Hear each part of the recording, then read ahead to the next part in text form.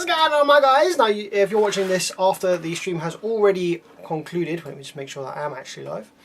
Okay, it wasn't live, but I think I am now. So, yo, what's up, guys? How's it going? If you're watching this after the stream has already concluded, then feel free to skip forward a little bit. This stream we're going to be looking at potentially a JL Audio GX 400/4, an Audison SR 5.600. Maybe also having a little mess around with getting the Baseface 5K board from one of my previous streams up and running again with some replacement transformers that just so happen to be out of 13K. So we'll see how that goes. No idea what's going to happen, but it could be fun. And also fitting some relays to add a soft start bulk capacitor charge to some Taramps 12 volt power supplies. So that's a few things we might be doing in the stream. But how's it going? How's it going, Larry? How's it going, Amir? How's it going, Garrett? What's up? Nice little Thursday evening live stream for your ass. So, just while we get the stream kicked off, I am just going to... I was going to do something in SketchUp, but I think this is going to probably pick up relatively quick. Roman around, how's it going, my man? What's up, what's up? So, I think what we'll do is we'll just start off by having a look at this JL Audio JX 400/4. Here we go. This has a sticker on the back that says channel 2 crackling and making white noise sound. Rightio. We should just confirm that that is the case on the bench first before we go any further. Aaron from California, my big man, what's going on? How's it in California? Joseph, how's it going, my bro? Posted your amplifiers back today. Joseph Hammond in the live chat just now with us. My man Joseph Hammond, he is the owner of the amplifiers we were looking at in the last stream, the pair of Taramps Smart 5s, the Baseface 5K with the Doji transformer, and also the 4-channel, the pair of 4 channels. Yalon says, use the schematics I gave you. Possibly, bro, only if we need them. I know these amplifiers pretty well, so we probably won't need them. But I do appreciate you coming through with the schematics like that. That was a solid touch. But if we need the schematics, then we know that they're there. So thank you very much, my bro. What's up, Sean? What's up, Sean? So yeah, basically, yeah. So your amplifiers, Joseph Hammond, left today. You'll probably receive the Baseface ones first. And the Smart 5s, like I said to you in the message, which is slightly different to what I saw on the stream. So when we looked at the Smart 5s on my last stream, one of them was from 2021, one of them was from 2023. And the regulated rail voltage on stream of the 2021 Smart 5, it was regulating at 189 volts. 200 volts is the component limit. And the new one, the 2023 version, didn't really seem to be regulating much at all, and it was kind of cooking the rail up above 200 volts, off my scope screen, because I was using it as times 10 probe.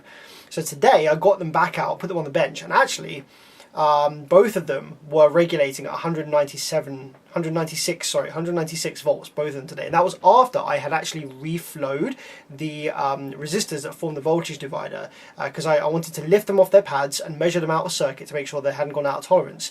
So I did that and then put them back in place, so that reflowed them, and then checked the regulation point, and they both locked in at 196. So I'm wondering whether perhaps reflowing them just allowed them to settle back into, I don't know, but either way, they were regulating at the correct voltage, even though the resistors were slightly different values. So there's that's that.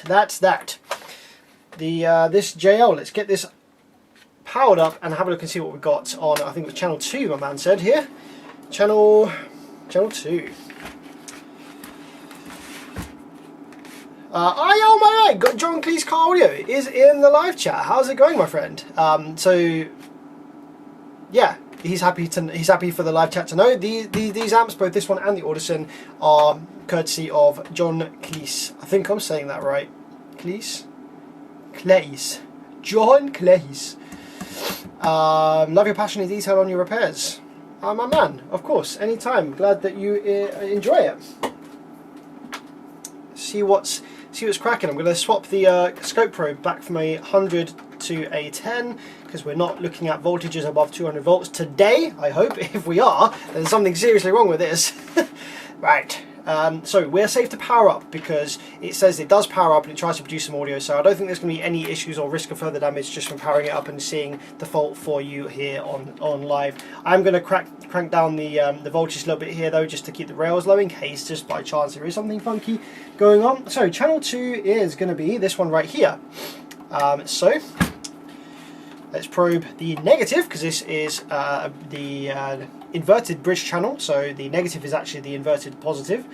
Let's go to turn the signal generator on, change the scope settings to about 5 milliseconds per division, and then we change this back to times 10, and yeah, let's go for a 5 volts division on there. Power up, see what we're doing. Get the remote actually making a contact there against the ting. There we go. So currently probing the channel here. We are just in protect, and that could be because the amp has a slightly higher low voltage threshold, so we're going to go up to 10.5 volts. Power it up again. Here we go. Now we've got something. Right, we've got 1.2 amps of idle current draw. As you can see, we've got a bit of noise there. That's a bit of noise there on the output, and that is Class D switching remnants, which you can see here. We have a switching frequency of 360 kilohertz. So that is the information on channel 2, and that's about 1.6, 1.7 volts peak, or what's that, 3 point something, getting on for 4 volts peak to peak on there. So now let's move our probe over to one of the channels that wasn't determined to be having an issue and see whether that noise is the same amplitude or not. So let's go to channel 1. Okay, it is. Yeah, exactly the same on channel 1, channel 2, channel 3, and channel 4. Okay, so that is just what's left after the filter network, after the Class D, low pass filter. This probably, I mean, this is 370 kilohertz. You're not going to hear this through a speaker. You're not going to hear this exact tone, but what you can hear is sort of like harmonics and stuff from this, the energy still coming through. So we're just going to zoom back out on the scope and go back to 5 milliseconds per division, and let's just see whether there's any lower frequency information there, or see if this looks any different on the scope here. I'm going to just sort of do that.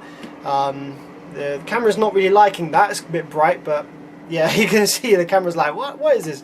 So that's what's on channel 2, and this is what's on channel 3. It does look exactly the same. Okay, so what we're going to have to do is we're going to have to now zoom out on the vertical scale, and we're going to connect an RCA. We're going to see whether there's some extra information, unwanted information on channel 2 via the RCA. So left, right. So channel 2 should be the right input.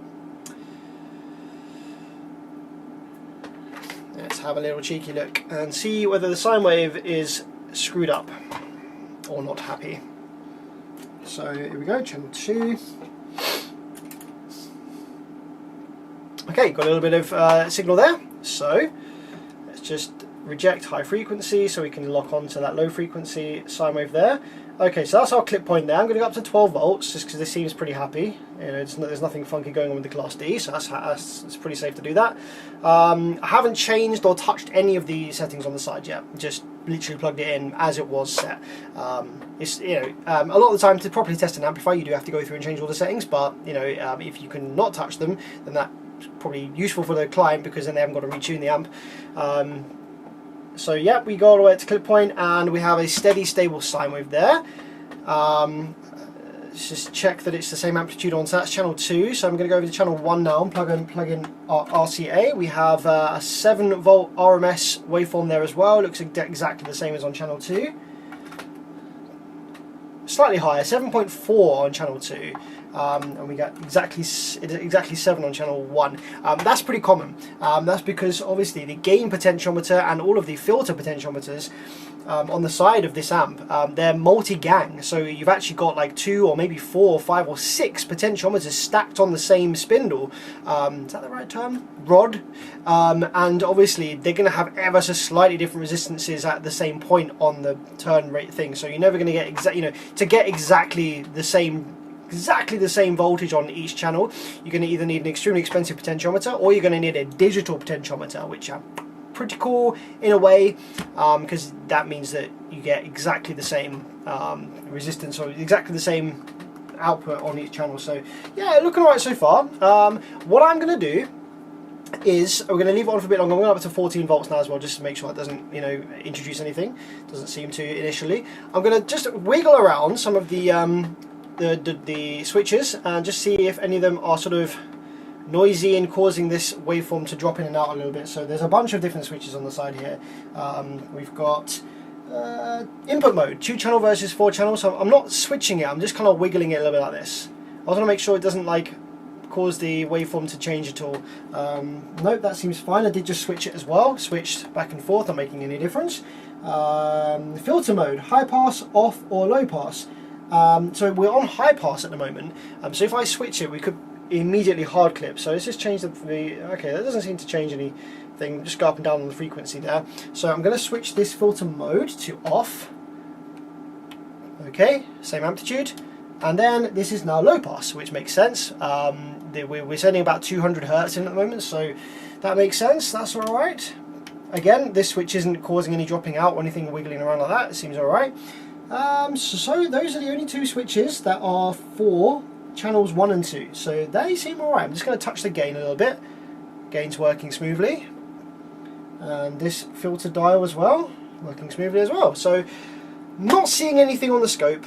Let's connect a little speaker and see whether we get any audible kind of, you know, sounds or anything funky going on. If we don't get anything here, obviously I'm going to pull the back off and just have a quick visual inspection inside. Could be that there's a bit of like moisture, like, or something that, you know, this issue might only present itself once it's humid and there's a bit of moisture in the air, something like that. So let's just slap this in.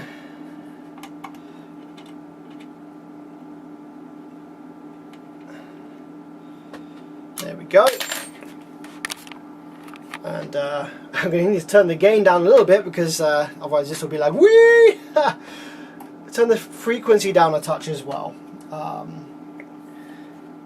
I'm going to turn the filter mode to off. We're going to stick with like a low frequency, just so it's not blasting your ears on the stream here with your headphone users, RIP, etc. So power up again. Wiggle the remote. Power up again. This little crocodile clip isn't making a very good connection here, so we just find a new position for it. There we go. Alright, so we're up and running, and I can feel the movement. And you can see the movement is going for it, as you can clearly see.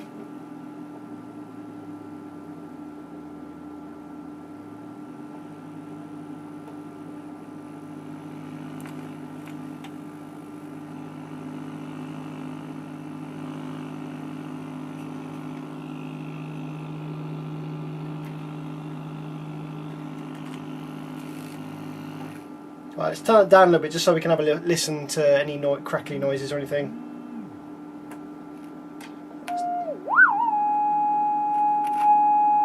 Right, that crackle was me turning the amplitude up on my signal gen.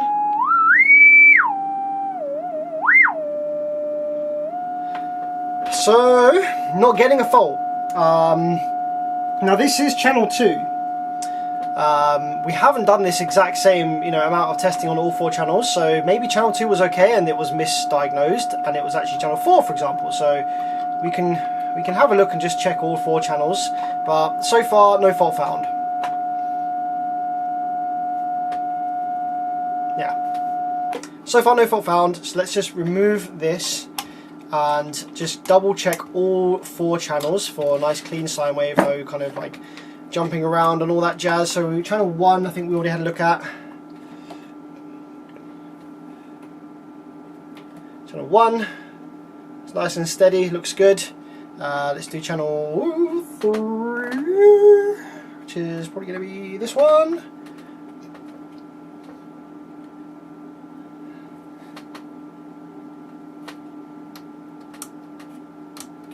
Okay, here we go. There's channel 3. Looks pretty nice. Give the switches a little wiggle. Make sure that they don't introduce anything. Nope. That's on and off. Yep, that's fine. And channel 4. Again, nice clean sine wave. Not jumping around or anything strange. So yeah, I'm not seeing a fault with this. But let's do a visual inspection. Let's just make sure that there's nothing crusty inside here. That's fine now, but not once it's a bit more humid or something. What's going on, my guys? Let's have a quick look at some live chat. Yo, yo, yo. Beautiful here. Sunshine. Going to be 74 degrees Fahrenheit. Man, I don't know what the hell that is, because I'm in Celsius over here, bro. Today it was about. Felt like it was about 11 Celsius. I can't remember what it was today, but we're starting to see the turn. It's so nice. We're starting to see the turn of the weather here. I'm so bored and done of it being freezing cold. 13 degrees Celsius here. We've got next week, bit of sunshine. I'm loving it. Today I washed the Proton for the first time since probably October. So yeah, I've left it dirty all winter, which actually is not a bad thing. If you've got to build up like a layer of dirt and stuff on the car, it actually helps protect against UV. Even if you're not driving the car, if it's sitting around and stuff, yeah, it can actually protect it from UV and also stuff. It's just stuff sort of like brushing on it and whatever, depending on what the dirt is. But yeah, if it's, I'll just kind of let it dirty over winter time and give it a first wash, and it's looking fresh. I put the cloth seats back in as well. I had leather seats for a few years, but they're not as comfy. So inside this is looking really clean on the top of the PCB here. So yep, no, not really seeing anything here. Now there could be obviously moisture, like something funky going on underneath the PCB. So what I'll do in this instance is I'll say to the client, look, hey, there's no fault found so far. Everything looks great inside the case. Now what I can do is I can strip the amplifier from the heatsink, do an inspection and check from the other side, and then reassemble new thermal paste, all that stuff. But obviously that's a higher charge than the regular inspection fee. So I'll mention my findings and see whether they want to go ahead with that or not.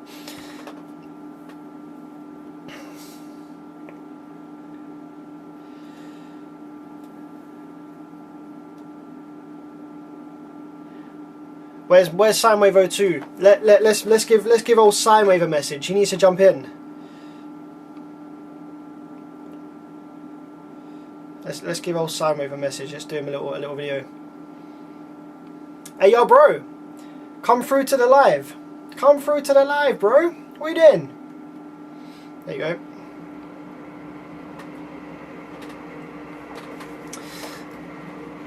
Have you worked on any Nemesis amplifier? Not that I can remember. No, don't think I have. Do you have any Edge EDX 800.4 FD Extreme? I've had loads of those on the bench. There's a common assembly flaw with those that causes bootstrap diode on channel 4 to come loose from the board, and it causes it to either be in protect or it kills output MOSFETs. So yeah, I've seen loads of those. How did it go with the amp you worked on Sunday? I covered the amps I worked on Sunday at the start of the stream, so just like jog back and have a little listen to what I was saying about that. Yo, how's it going, Jaden Hudson? How's it going, my man? Do you know if the Sundown SIA amps are any more reliable than the SFB? So I've had limited experience with the intelligent amplifiers from Sundown. There's been, I think 3 of them I've come across now. And the ones that I have seen all had really bad design flaws, especially in the power supply side, but also in the output side. They are not well optimized amplifiers at all. And I love Sundown, don't get me wrong. As a company, as a brand, I love the R&D that the guy that he's doing. I love the subs, I love their drivers, their speakers, the big SPL stuff, the kind of SQ stuff, the shallow stuff, all the subs, great R&D, fantastic stuff. The amplifiers though, not a biggest fan of, to be honest. The Salt series are pretty cool, but they're mad expensive. Like I can't recommend them just because of the price. Like you can get so much more for your money going with other brands. Doesn't mean that they're bad, they're just not a good purchase in my opinion. But yeah, the Sundown Intelligent amplifiers, not really seen good things from them personally on the bench, and the SFBs are just, yeah, stay well away. They're terrible. But I love Sundown. I love them as a brand. Just not a huge fan of the amplifiers they've released in recent times. Wait, what is this? 50? Yo, my guy, Andre. How'd you say your name, bro? Andre? With that 50 pounds. Ah, man, what's going on? Holy crap, that is a massive amount of money to shove someone on the internet. Big ups to you, my friend. If you have any questions or anything, you need some assistance or anything, bro, give me a shout, man. Happy to help. That is a big drop without a message. Just give that a like. Thank you so much. That is extremely generous. Wow. Insane. Thank you very much. I hope you're great. I hope you're having a great day. Give me a shout if you need anything, bro. That is crazy. Sheesh. What was I even saying? Take me to your Twitter. Oh, man. I've got to try and find the quality content, the quality comments in and amongst roaming around's absolute garbage. No offense, bro, but man, you're on some neck. Like, I'll have some of what you're having still, you know. Share it around, bro. Let's all get on your level.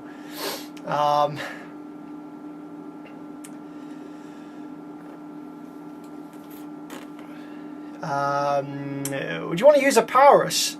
If you would, I would want to use a Powerus 5000 on a W7. Would you choose a 0.5 or the 1 ohm version? So it depends on the impedance of your driver, of course. So basically it's a 5k amp at the rated impedance, but okay.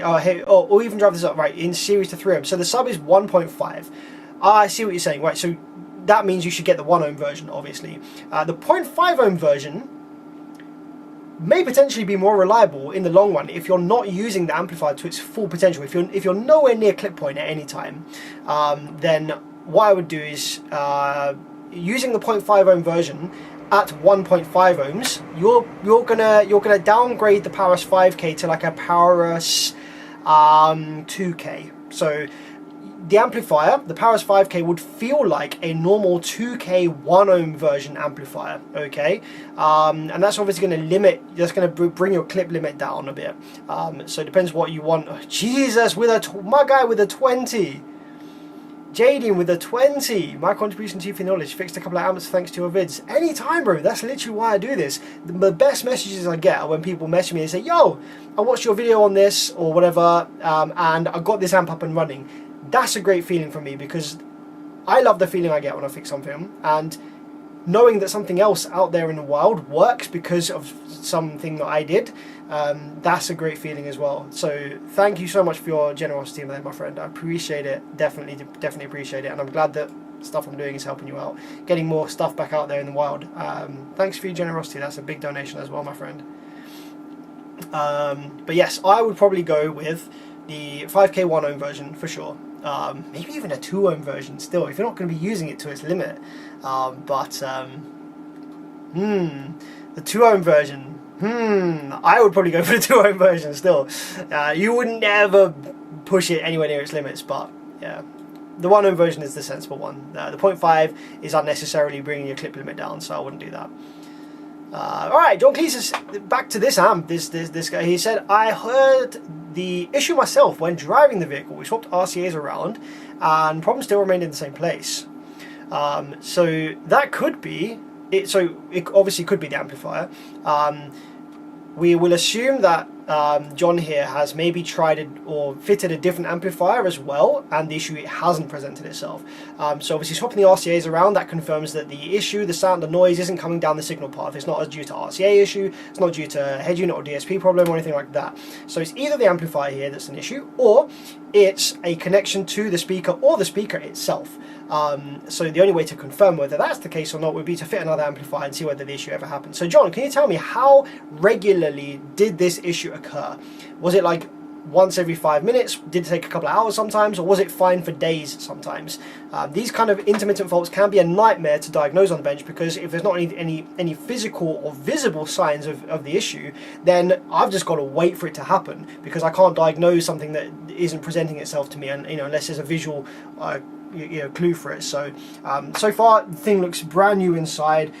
Given what you're saying, I think maybe we'll strip it down and have a look at the back of the PCB, if you don't mind me charging you the extra for that. I think that's usually about £45 just to do like a more in-depth health check where we strip the board, new thermal paste, everything like that. So if you're happy with the £45 on that one, then I'll do that even if there's no fault. What do you think of Scar? So I haven't actually ever seen a Scar audio amplifier on the bench because we don't have them in the UK, but they don't make their own amplifier boards. Scar just are buying, cookie cutter circuit layouts from factories and stuff. So there'll be other brands that share those exact same PCBs. So I probably have worked on a Scar, just not with a Scar logo.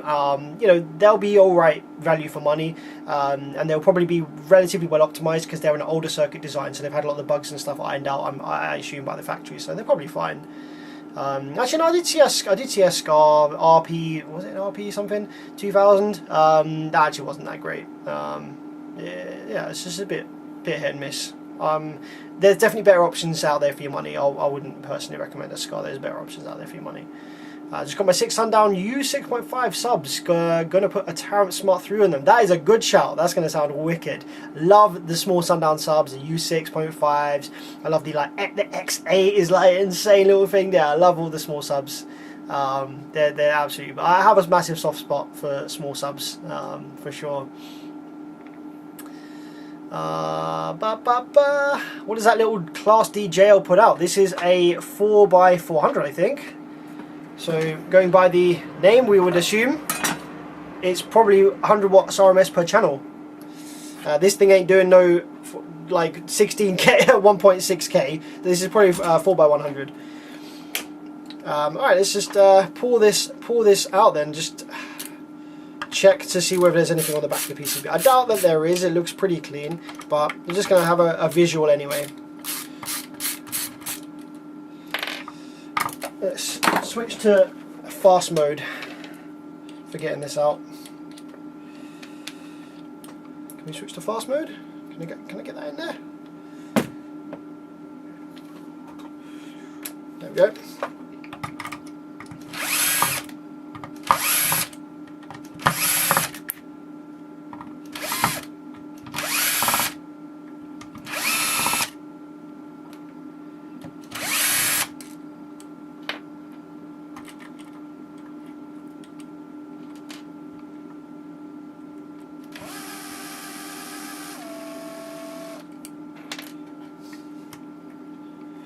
What do you think about the March digital amplifiers? I haven't seen them either yet, so I don't really like to speculate on how good something is unless I've actually seen it on the bench. So cannot comment at this time, unfortunately.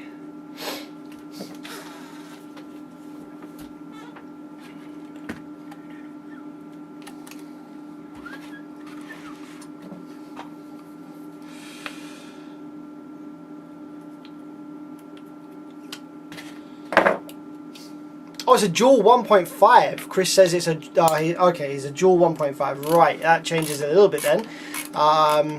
So it's going to be, yeah, 0.75 or 3 on series. So yeah, given that you probably aren't going to be pushing the amplifier anywhere near its like power limit on that sub, I would still go for the... I would go for the 1 ohm version and wire to 0.75. That's what I would do. That, like, you're going to be well above 1 ohm at all times with impedance rise anyway on something like that with that sub. So the amp's going to be perfectly fine, and the amp's not actually going to be pushing its its current limit anyway, because you're not going to be turning it up that much, because the sub would blow basically before the amplifier was trying to put out more power than it was designed to, even at 0.75. So yeah, you're absolutely fine. Do you have a PO box? No, I have a physical address, obviously, for my place, which is public knowledge, because it's obviously people send amps to me. So if someone needs to send something to me, then they send it to my address, because. Okay, let's have a look. Oh yes, we have a couple of these on here. So I can't accept anything in the mail from overseas. That's the only issue, due to customs, tax, duty, etc. Bit of a nightmare here. So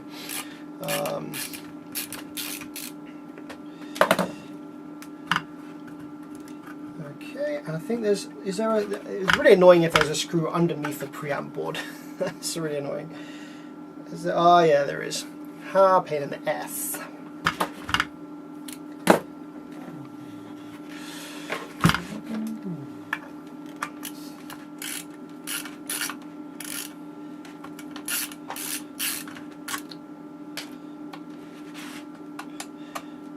But no, I don't have a PO box. I don't have a PO box. My address is like public knowledge because obviously I have to tell people my address to get amps sent in. So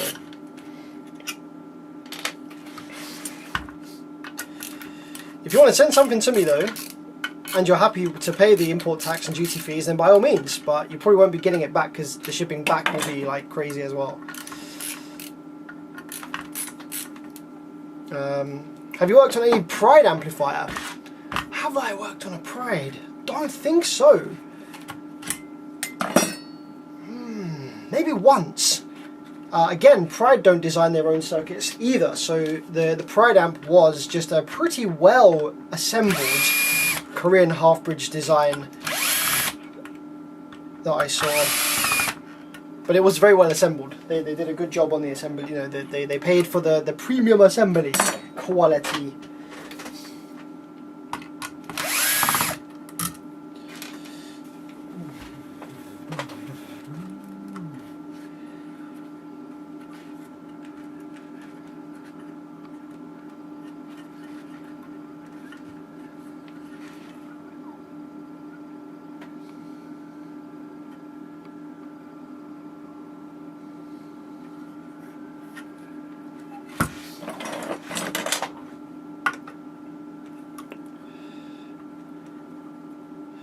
Using the wrong screw bit. Yeah, probably was.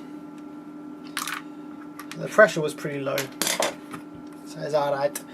Okay, little check underneath then. We have the fully integrated Class D amplifier IC. The TDA chips.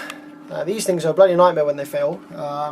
So, we can get like scratchy sounds and noise and stuff if there is condensation or moisture around these pins, which I'm not seeing any of. Yeah, looks pretty clean under here. Looks like very similar to the top. We will do obviously an isopropyl clean of these anyway, just in case there's anything that's very faint in there. We'll do a new thermal paste as well.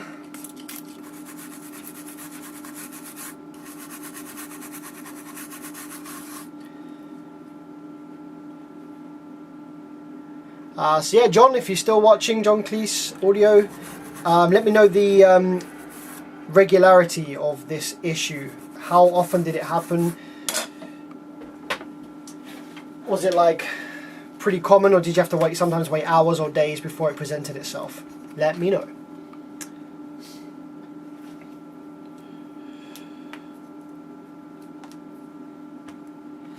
So the only other place that we could have noise coming from is the preamplifier. So let's have a peek.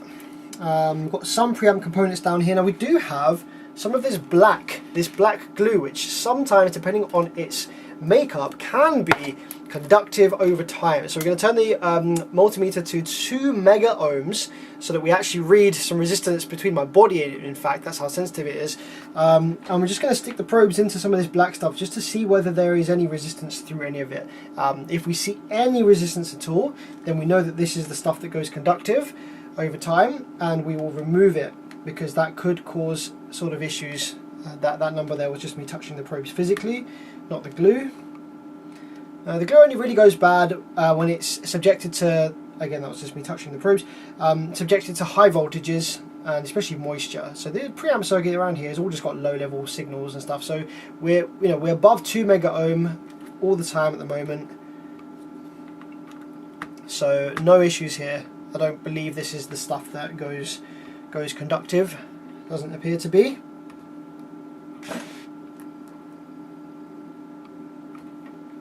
Alright, no issues there. So let's have a look at the preamp daughter board. So these chips, these TDAs, are the TDA 8 8954, which are no longer made. So if you need new ones, then you're stuck on AliExpress or eBay, trying your luck with maybe getting a fake. So yeah, no kind of residue or condensation or anything on here. Obviously, these headers can be a bit of a pain. They can cause kind of intermittent connections, especially if they have been left alone for a long time. So just reseating this a few times like this might even fix the issue. So yeah, not finding any problems here. So we're going to wait to hear back. I'm not going to reassemble it just yet. We're going to wait to hear back to see how common this crackling or whatever issue occurred, and then if the client wants, well, then we can do an extended duration test to see whether the issue presents itself to me, and if it does, then obviously I can diagnose it and go from there. So let's move on to the next one. Working on a JL Audio, well, we just were working on a JL Audio JX400/4, which uses the TDA Class D integrated amplifier chips.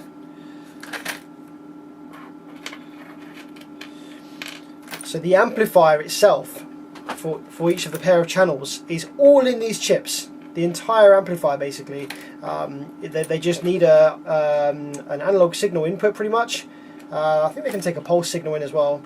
But they just need a signal in, they need supply voltages, and they need a filter network, and they just work. The entire thing's in there.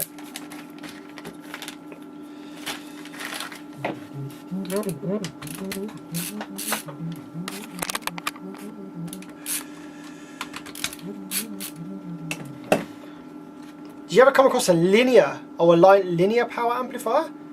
So are you talking about brand, or are you talking about like linear power, as in not like switched or pulsed or whatever? If you're talking about a brand, don't think so. Maybe I did. It's been many years since I've been doing this, so I might have come across one or two, but definitely not on a regular basis. Not that I can really super obviously recall. So let's pop this on the side on the racks and move on to the next one.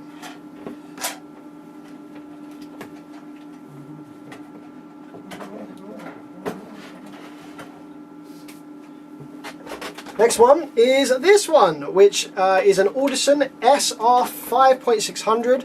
The issue with this one is that the red light, the protection light, is constantly on, and we have some evidence of water, moisture getting in here. So let's have a look and see if we can find some water damage. Now, water damage in an amplifier like this can be repairable. It can just be as simple as cleaning up the residue and getting rid of the kind of resistances that the residue causes between pins and pads. That can just bring it back to life if it hasn't killed any components. More often than not, it kills some components, resistors, MOSFETs and stuff like that. But sometimes you'll have it where it destroys traces and vias in the board, and if it's bad enough, then it can actually not really be repairable. Obviously everything is repairable given enough time, but it would cost more than replacing the amplifier to actually do the repair, and then it may not even be reliable going forward because the condensation that you can't see in the board can continue to eat away and cause more problems after the repair is completed. So yeah, water ingress can be a bit of a tricky one. The actual board in this looks like okay so far. So there's not, you know, a massive big corroded horrible patch. Where there's some marks on the case here, like where you can clearly see there's been water. Yeah, just kind of having a quick little peek in here. No huge mega water. I am seeing a little bit of a mark on this switch here. So it's just this push switch. So when water gets in these hate it. It just absolutely screws up the contacts inside, and there's actually quite a bit of kind of rusty looking marks on these push switches. So they can be brought back to life by toggling them back and forth with some isopropyl alcohol. So we'll see how bad they are. Given this one definitely has some visual of water, we're just going to go and strip it straight away right from the start. It needs doing we need to check the underside, we need to check everything. So let's pull this to pieces and go from there. I saw a video you made a while ago, I think it was a Smart 3 or Smart 5 vid, where there is a high DC voltage on the speaker terminals. I would imagine that you don't want to touch that with your hand. Absolutely correct, yes, you do not want to touch that with your hand. So it never really was, actually no, it has actually been a thing for years. Even going back as far as like some of the very early, sort of early 2000s and even into the 90s car amplifiers. Amplifiers that use the HIP 4080 chip, which is actually a full bridge amplifier, Class D amplifier sort of driver. There's lots of amps that use that in the past. In the UK we had the Vibe Monobox 4. There's been lots of Hyphonics amps that have used that. Lots and lots of different brands have used that chip with varying power levels. And that's a full bridge amplifier IC design, and it uses a single positive rail voltage, so you will end up with half rail on the speaker terminals at all times. Now obviously with the older amplifiers, they weren't huge power, so the voltage on the speaker terminals was never really more than sort of like maybe 25, 30, 40 volts. So, you know, it's hit and miss as to whether you'd feel that even, depending on what your hands are doing at the time. But as obviously the amps have got bigger and are using a single positive rail voltage, yeah, there can be like 80, 90, 100 volts on the speaker terminals at all times while the amp's powered up. And so yeah, just going forward, bear in mind, while the amp's powered up, don't touch the speaker terminals. Even if it's not one that has DC on it, if signal suddenly appears on the speaker terminals with high amplitude, pretty high voltage sine wave on there with some of the bigger amplifiers. So yeah, just don't do anything with the amplifier while it's powered up. If you need to do something with speaker wires, touch the terminals, just power it down, leave it five minutes, go make a cup of tea or something, and come back to it.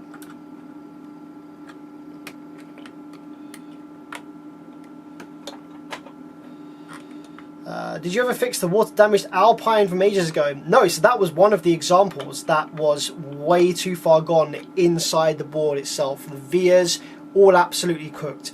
So even if I did get a repair complete on that, I wouldn't be able to warranty it. I wouldn't be able to, you know, confirm that that would be reliable going forward, because it was so bad. Even if I found all the issues now, the corrosion could continue inside the board at places that I can't see and cause more problems. So I said, hey, this is unfortunately a very rare case where it's not repairable.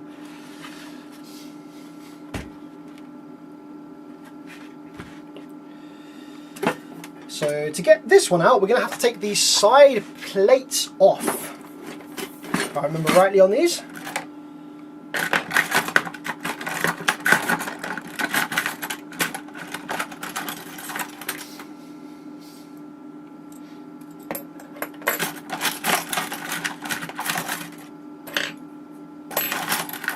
Find the right bit here. Is that the one? No, we need one smaller than that. Yeah, 100 volts DC does start to get dangerous for sure. You don't want to be putting your hand anywhere near that, and it can also cause amps to fail. Like if you just power the amplifier off and then you remove the speaker wire and touched it against the vehicle chassis, that can actually kill the output section of the amplifier. So yeah, it can be a pain in the ass having that there. Just have to be careful.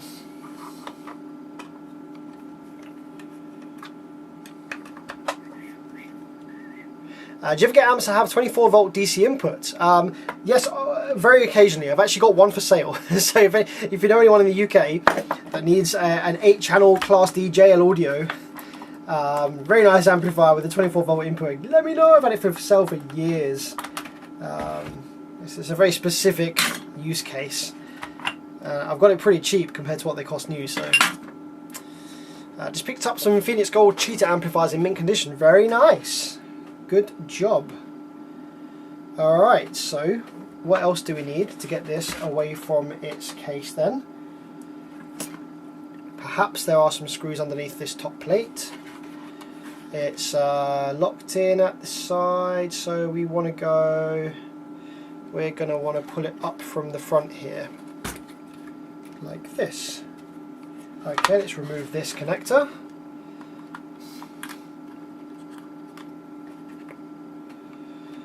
Where did you get that tool to remove those thermal clips? Now, it's just an Allen key, bro. It's just a regular Allen key, but it's like a hardened one. It's very, very strong. And then you just use a pair of pliers just to give you more leverage on it.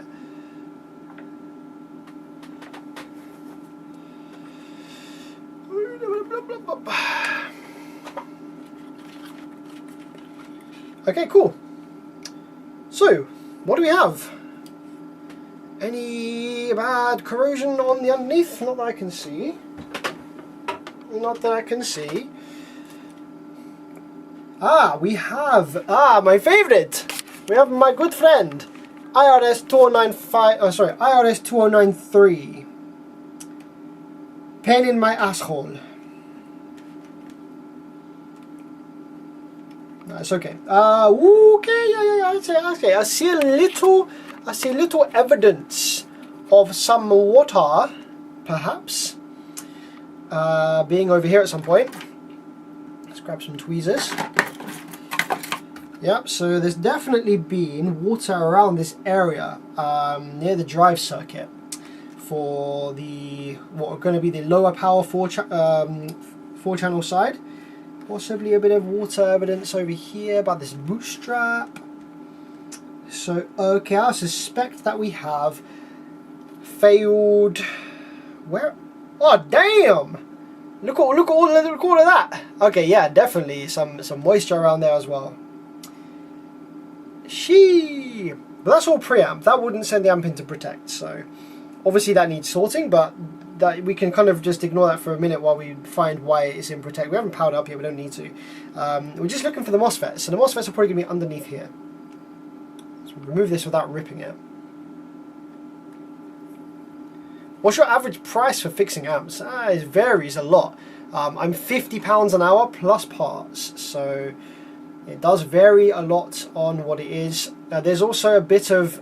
I'm £50 an hour plus parts, but sometimes if something has taken longer than it needed to because I missed something, or maybe I needed to learn a new circuit or something, so it took longer than necessary than it would have done if I'd known it, then I charge less. If the issue is a 5-minute fix, but in order to fix it in 5 minutes, you had to have the experience and skills and stuff that I've gained over many years, and it will be more expensive than just 5 minutes, if that makes sense. So I play it by ear a little bit, but typically £50 an hour plus parts is my kind of going rate. It's not too expensive. Yeah, I don't charge crazy, but if I was to charge any more than that, then a lot of the repairs and amps that I get in just wouldn't be worth repairing, so I wouldn't get any money. So it's better to, do a cheaper repair, get less money, but get some money than just not have it done at all. And I also don't like stuff getting thrown away, so if I can fix something, make it work again, that's fine. So on this one, we're going to have drain and source, probably opposite, with a gate as a single. So the gate, where's the gate on these? Which side is it? Let's just have a look. So what we want is, we don't want any shorts across both sides of these. If we do them, then we've got an issue. These little MOSFETs, little interesting package MOSFETs. Can't remember what this package is called actually, but yeah, we shouldn't have any short across any of these crossways here.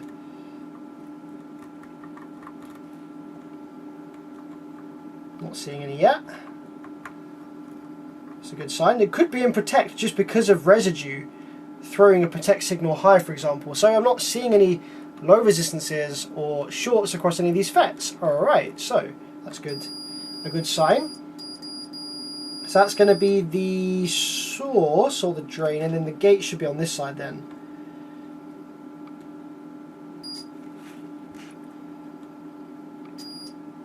Yeah, the gate is this little top right one. So the gates are all top right.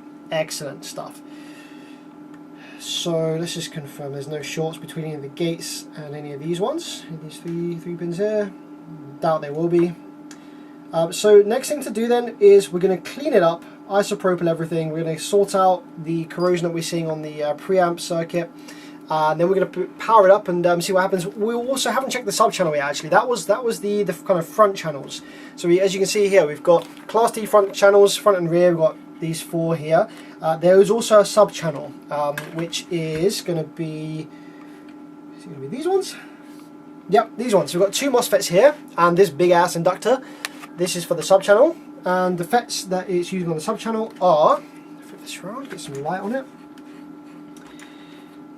Quite hard to see. 20. The marking doesn't really show through super well on this. 20 something something. Oh, 200 N15N F probably. So what are we looking at? 200 volts. No, 200. I would say that's a 150 volt FET. 200 amp. Can't be, that's too high. Either way, we'll look up the data sheet for those briefly. But just make sure they're not shorted. Actually, where's the drive circuit for that? The drive circuit for that is right here. We have probably a 2092. Yeah, we've got a 2092 in good visual condition. So let's just check those FETs for any shorts. Yo, birthday boys in the house. Big man, Simewave02. Happy birthday, Simewave02. What's going on? Good to see you here, my friend. Glad you jumped on the stream. 120 an hour in local shops, yeah, that's insane. That's some next. That's some, if I charged like 100 an hour, yeah, Guyana in the lab. Yo, Joel, thank you very much for the $2, my man. Appreciate your donation there. I hope you're doing well. Thanks for jumping on the stream. Okay, no shorts or anything on the sub channel either, so we're good. We are safe to power up once we have given this a clean up from all of the residue here. I'm in the Bahamas where amp repair are little to none. People who do repair, if it's an arm and a leg, and I'd love to get in contact with you on fixing a few amps I have. Yeah, man, for sure. I'd love to be able to take on a bunch of work from overseas, but yeah, I just can't really with the shipping costs and the import tax duty and also the warranty problems. You know, if something goes wrong, you know, shipping it back and forth is just the worst. I don't get many stuff come back, but okay, you know, it's going to happen. Occasionally, it's going to happen. Either something that I didn't repair that was working fine was kind of on its last legs and failed shortly after, or sometimes I missed something. It can happen.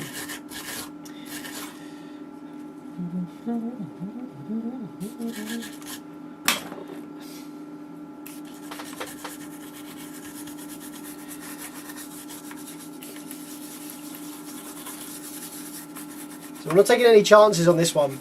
Even where the board looks clean, we're just going to clean it up.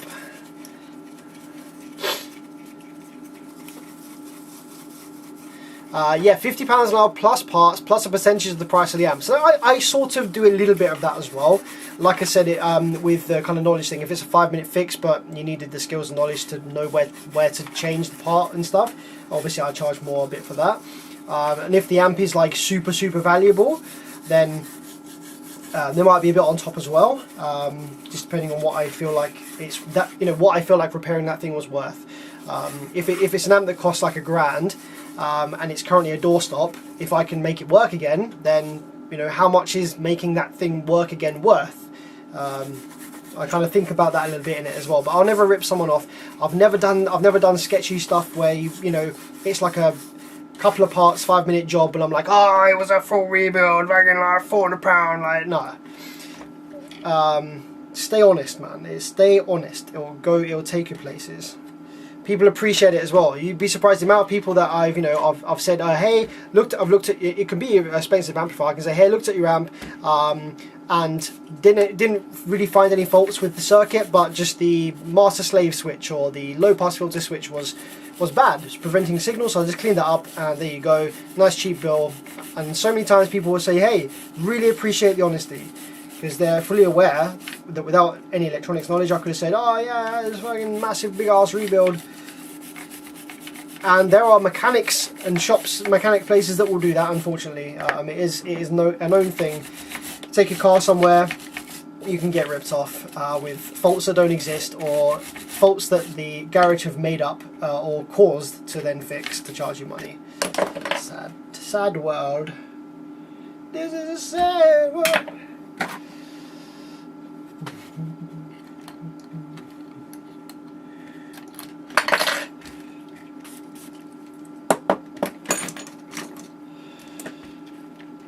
Do you have an amp dyno? No, I do not have an amplifier dyno. And after repair, I don't dyno test or bench test the amplifiers to full power.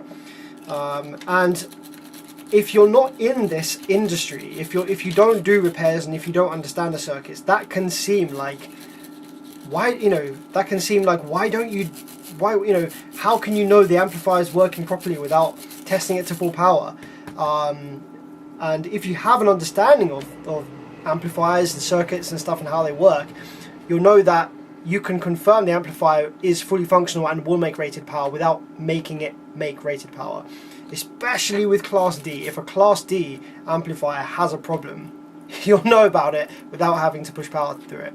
I've been doing this for 8 years, maybe a bit longer, like tinkering. 8 years now, and I think I've had 3 amplifiers. Bear in mind, like, there's hundreds and hundreds and hundreds of amplifiers every few months. I do 3 amplifiers in my entire time repairing amps that have presented 0 faults or problems on the bench, idling, playing low power, and have exhibited a problem playing high power. 3. So for those 3 amplifiers over a course of 8 years, it's not worth me buying an amplifier dyno, spending the additional time and the huge expense of energy as well, bench testing these big amplifiers to full power, stressing all the components unnecessarily, just to confirm what I already know, that hey, this thing's fine now. You get to learn amplifiers, you get to learn that, that whether there'll be a problem or not without actually having to do it to full power. It's a bit different to cars, if you want to confirm, check that your engine, everything is perfect, and that your car's making the power properly, you want to send it to a dyno, see what it's doing. But amps are not like that. It's a bit different. Right, so we're cleaned up on the bottom. The only thing really left is these toggle switches, which don't look so good. They're a bit rusty kind of on the sides here. So these daughter boards, we could remove them, but they're all soldered in, and there's a million pins here. And yeah, these would come out relatively easily, but it's a fair bit of work to get these cards out. So what we're going to do is we're going to spray some isopropyl alcohol. We don't, taking them out actually won't, it'll give it a bit better access to these ones, but not really hugely better access. So we're just going to take some isopropyl alcohol from the top here, spray into all of these toggle switches, and then we're going to do them back and forth sort of 20-30 times, and that will clean the contact rails if there is any corrosion or kind of rusty marks or anything on those. And this won't send the amplifier into protect, by the way. This is just going to be, if there is a problem with these contacts, it will prevent decent clean audio from passing through the preamp circuit. Might get crackling sounds, might get one channel louder than the other. So let's just do that and do some live chat while we're doing that. Playing the piano. David with a 10 comes through with a 10 chuffs. What's that? CHF. Don't recognise that. Thank you very much for the donation. That's super kind of you. Very, very cool. Hey, happy to see you, and thanks again for sharing your skills and experiences with us. Oh, from Switzerland. I can't think what the currency in Switzerland. CHF. Franc, something francs, maybe. Thank you very much, David. Very, very kind of you for the 10. Appreciate you. Thanks for jumping on and spending some time with me here in the workshop. That's really cool.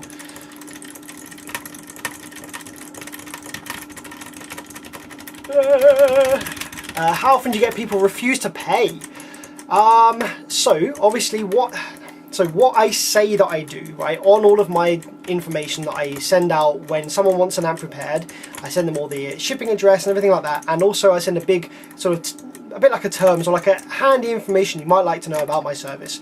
So what I say happens is that I get the amplifier in, I inspect it and diagnose it, and then I'll provide you with a quote for the repair that you can agree to or not, depending on whether you think it's worth it or not. Now, in reality, 9 times out of 10, what I'll actually do is I'll get the amp on the bench and I'll repair it fully before quoting. And the reason that I do that is because in order for me to be confident that I've found all of the faults and all the problems with the amplifier, and therefore to be able to provide an accurate quote, I need to fix the thing, and if it's got a power supply section failure and an output section failure, I need to fix the power supply so I can diagnose the output section. So most of the time I just fix the thing first, then I go with the quote and say, hey, the repair is going to be X amount of money, and I'll obviously price that fairly based on what I think the amplifier is worth. And so people don't really disagree with my quote, because myself, I've already fixed the amp. Okay, I know what the amp's worth, and so I'm not going to go back with a quote that is like extortionately above what it's worth to repair, because I know they're just going to say no, in which case I've wasted my time doing the repair already, which I've already obviously carried out. So it's better for me and the customer, really, for me to just repair it first and then quote. If my quote is too high and the client says no, I don't want that repaired, then what I can do is, I've got a few options there. I can either just come down on my price. I can say, I'll say maybe like, oh hey look, perhaps I can do this repair with some salvaged used parts instead, to make the repair cheaper. And whether or not I swap the new parts I've fitted out for salvage ones or not, depends. It takes me extra time, so I might not bother anyway. But I can say, yeah, I'll do it a bit cheaper for you, just because I'm at least getting some money. But if they still don't want it repaired, then I can either undo all of the work I've done, which this never happens, but I think this has happened like once or twice. It's even less rare than the fault that can happen with power. So yeah, it never happens really. Once or twice it's happened. So I either undo all the work that I've done, just take all the parts back out, or I just feel yeah. Actually, no, I don't know what I would do, because I've never had to do it. That's never happened before.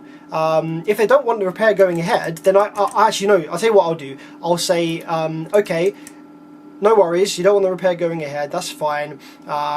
So what I can do is I can keep this amplifier here and use it for parts, strip it for parts, or just repair it myself and sell it on. And depending on what the amplifier is, sometimes I will offer some money towards, I'll say, hey, I'll buy this in its current state off you for X amount of money. Or if the amplifier's not really worth much anyway, then I'll say, hey, I can just keep it here and there's no charge to you. There's no, if I keep it here, there's no diagnostic fee. Obviously, you're not paying for postage back. I'll just keep it here for parts, and most of the time people are just happy with that. But in the case of a more expensive amplifier, I will just out of courtesy. For example, the one recently actually I fixed an Audison Voce Uno, which is a monoblock Class A, B, Class H amplifier with a digital input. Very expensive amplifier, new, over £1,000 new. I think they're worth like, I don't know, £400, £450 on the used market in good condition. It was a output section rebuild, so it's quite involved. There's a lot going on, quite expensive parts, quite a lot of diagnosis in the drive circuit, so it was quite a lot of work. And I quoted, I had already done the work, as I always do, and I think I quoted like, hey, this is going to be like £240 to get this back on the road, to get this back up and running. And the client declined, and they said, hey, nah, not worth doing for me. So so now I was like, right, okay, I've got this amp, it's valuable, I fixed it already, so what do I do here? So do I go ahead and suggest some salvage parts? Not really in this case. It's a nice amplifier, I don't think I want to do that. So I said, okay, a couple of options we can go here from here. I can either charge you the diagnosis fee for this one, because it was an involved amplifier and I had to strip it down to diagnosis. That was £45. So I said, hey, I can either charge you £45 for diagnosis and plus the shipping back, and you've got a non-functional amplifier back and you've spent £45 plus postage, or I can offer you £80 for the amplifier in its current state for me to use for parts or repair to sell on. And the guy bit my finger off with the £80 offer. So I paid him £80, I got to keep the amp, obviously it's fixed, now it's up for sale. So that's good for me. When the amplifier sells, I'll make more than I would have done from the repair. The client didn't want to pay the repair bill, that's fine, he's got £80 for his amp that was a doorstop, so he's happy. So that worked out fine, and that's kind of how I go about that. So let's just spray these other ones as well in here and get these all flicked back and forth as well. These toggle switches we're just doing now. CHF are Swiss francs. CH for Helvetic Confederation. Helvetic Confederation. Nice. No idea what any of those words mean, but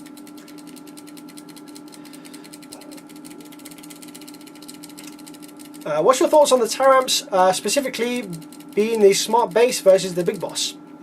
The only differences that I've seen between the Smart Bass and the Big Boss is just the LEDs. The ones that I've seen, the 8, which is the Big Boss 8 versus the Smart 8, they all share the same PCB, which you'll know if you've seen my video on the Big Boss 8.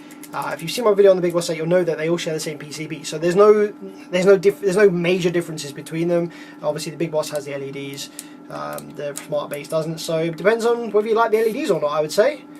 I don't know if they're the same price or if the Big Boss are more expensive because of the LEDs. I'm not really sure.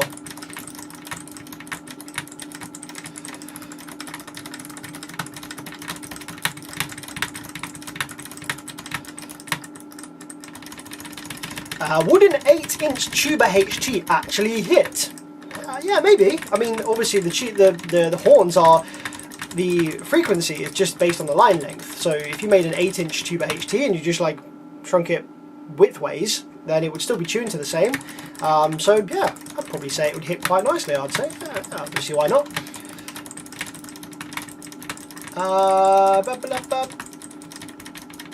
Finesse the Kid says, what's your thoughts on the amps? Asking because I run 0.5 and I can't really find a lot of amps that like the low ohms. So yeah, obviously the amps are rated, well the base version of the Big Boss are rated to 0.5. So you're happy doing, that's fine. You can do that, no problem at all. And it will be happy, it will probably be in what's called current mode clip.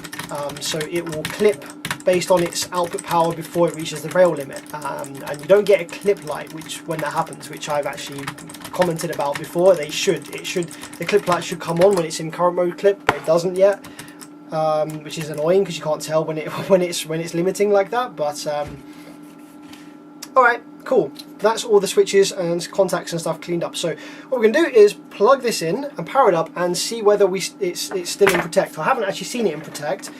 We've just gone by what the client has told us in this instance.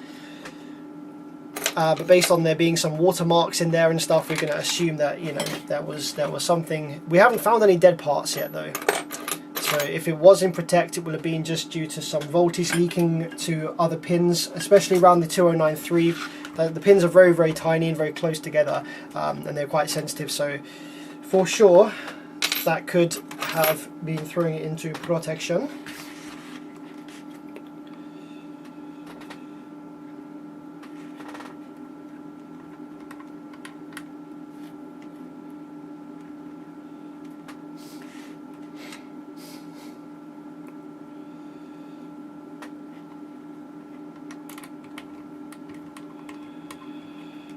Big Boss are like $50 more for the LEDs. Damn, in that case, just get the Smart 8 base. The LEDs are kind of like, I don't mind them. I don't mind the LED. I think they're pretty cool, especially when you have them set to VU meter mode. That's sick. I don't know whether I'll pay $50 extra for it though, but it is pretty cool.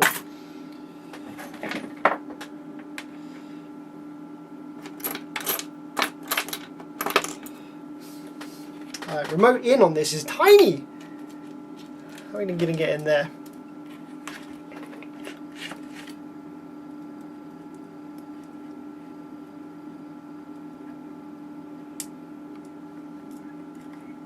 I just need something to wedge something in there. A little bit of wire, that'll do. Small spare piece of wire, please. Here we go. Pronounced voce.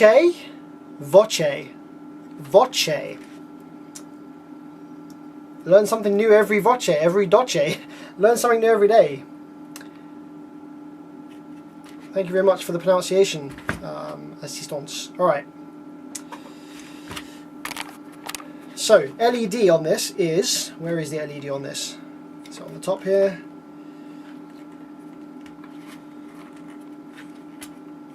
Doesn't appear to be on the side here. Is it on the top? Do we have a little surface mount LED somewhere?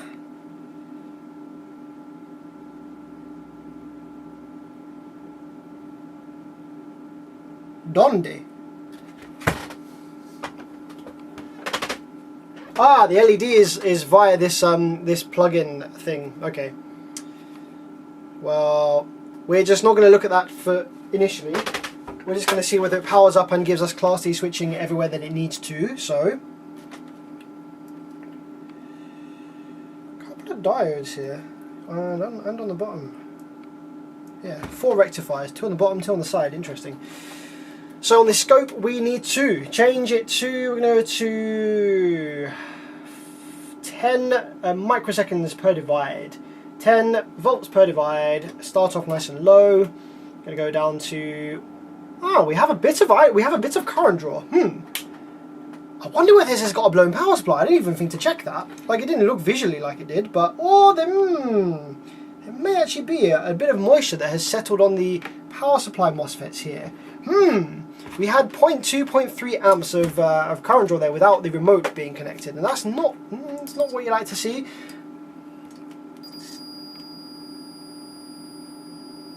Now I'm just going to remove my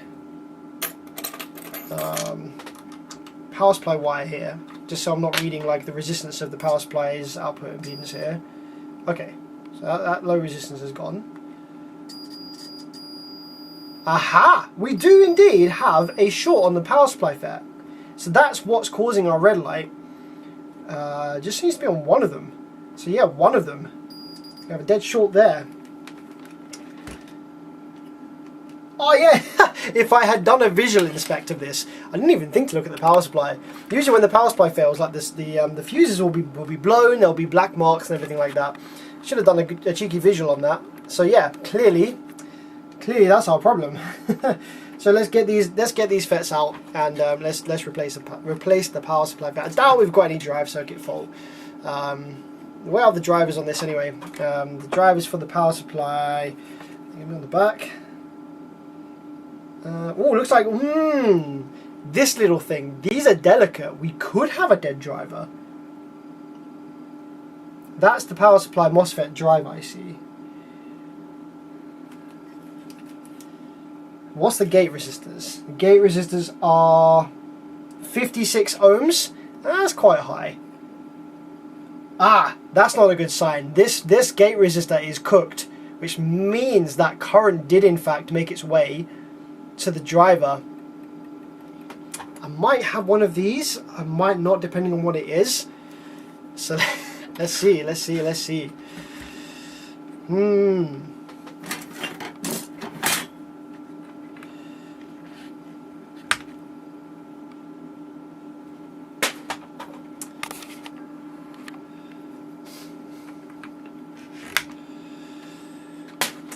Yeah, these can all go in the bin. What are these? These are 3306s, IRFB 3306. That's an uncommon one to see. We're going to replace that with the good old 1404s. They are beast MOSFETs. They'll be great in here.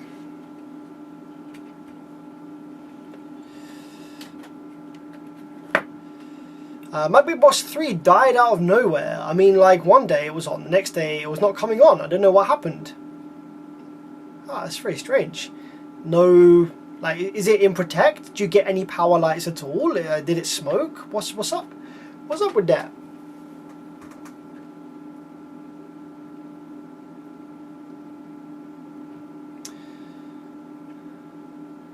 Sounds tempting. On the topic, you seen any small space efficient setups that have surprised you? Small space efficient setups. I don't listen to a great deal of installs or you know, regularly. I'm just trying to think. What have I listened to that's impressed me? I'll tell you what does impress me. So I built a little passive radiator sub for fun.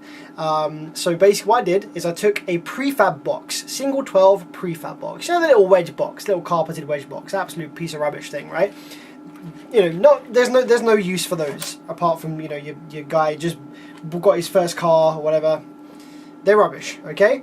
But what I thought to do, just for a bit of fun, seeing as I had one laying around, was I got a cooked 12-inch sub, so a blown 12-inch sub with a big ass surround, and I took it to pieces, and I removed the motor, I removed the spider, and I just kept the basket and the cone and the surround. So from the outside it looks like a, you know, a fully working driver, but it has no spider, no basket, there's no spider, no motor, no coil, no nothing, just the cone. And I added some mass to it and turned it into a passive radiator. So I got a 12-inch passive radiator, I mounted that into the prefab box.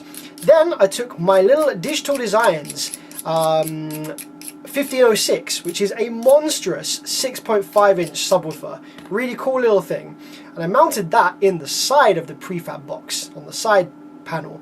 So I've got a 6.5 inch active driver with a 12 inch passive rad, which is definitely a much crazier ratio than you're supposed to typically have. That thing freaking slams. Wow, it slams hard. It's very, like, for the size, it's tuned to like 28, I think it is, the passive radiator. Sounds great, slams hard for the size. If I was to get that same output from the ported, you know, by porting that driver instead, trying to build a ported box for like drivers smaller than 8 inches tuned to like 26, 28 gets hard very quickly, because you end up in some kind of catch-22 situation with box volume, port length. You know, in order to get it tuned that low, you need the box volume to be really big and the port to be really long, and then it sounds like rubbish, and the box ends up being too big, so the driver ends up reaching mechanical limit too fast. So then you make the box smaller, but then it's tuned too high, so then you make the port smaller, and now the port's too small, and you need to make the port longer, and now the port's too long. You end up in this catch-22 where you just can't get it spot on. Oh damn, my big soldering iron's been on all day. That's not good. Oh well. So the solution that I've really, you know, discovered for small subs like under 8 inches, if you're wanting to tune low, passive radiator is the way forward. It sounds epic and it takes up absolutely no space.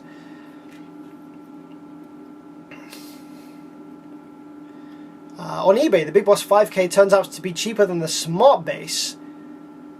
Interesting. For about the same price, the Big Boss 5K comes with a 4-channel audio remote. Yeah, I've seen those listings on eBay. Those Taramps listings on eBay where you've got like a big bass amp and it comes with a little 4-channel and it's really cheap. They're great deals. They're great.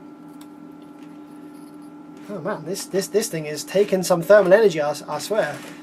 I've got this cooking up on here, trying to get this ground pin removed.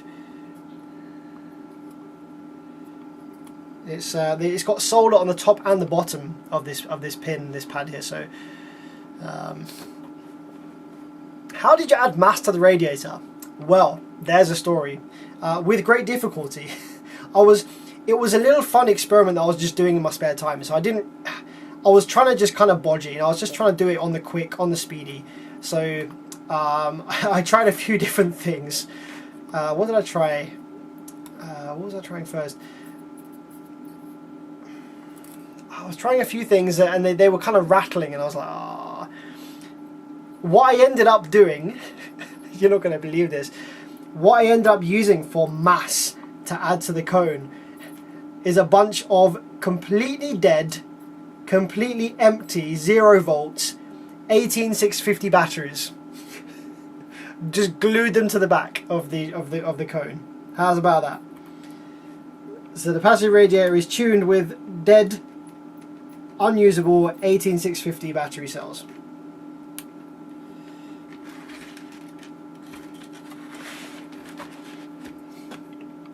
Damn, no wonder this ain't coming off. There's a massive solder thing on the top there. Big thermal mass. Boom.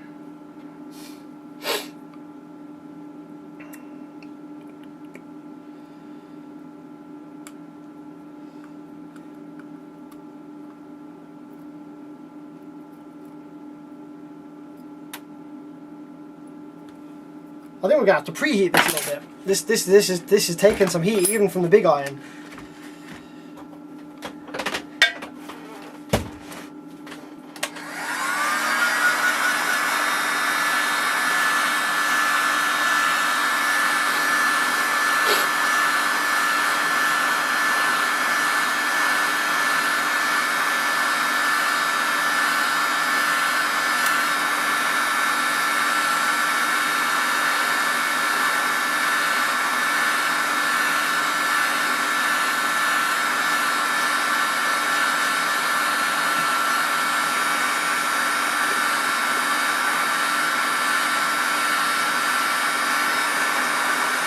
Someone said that tire weights can be used. They can, but the problem I found with what I was doing, with such a big driver that I had, that big 12-inch cone, and also with the frequency that I was trying to tune it to, I just couldn't get like you'd have to put so many tyre weights on. I was really struggling to get enough mass on it, you know. So yeah, tyre weights, if the passive radiator is small or, you know, doesn't need crazy amounts of mass added, then that can work great. That's a great suggestion. In my application, tyre weights would not have worked. I needed way too much mass. I think I've got like 6 or 7 18650s fucking slapped on the back of that cone.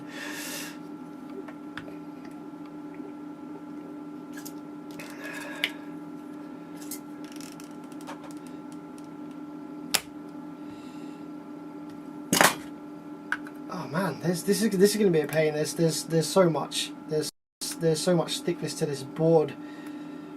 Come on. Right. Now the pin's out. Let's get rid of this solder. 3, 2, 1, boom. Yeah, there's a hole in it. I don't know if it's a big enough hole for a MOSFET leg to go through though. Let's try again.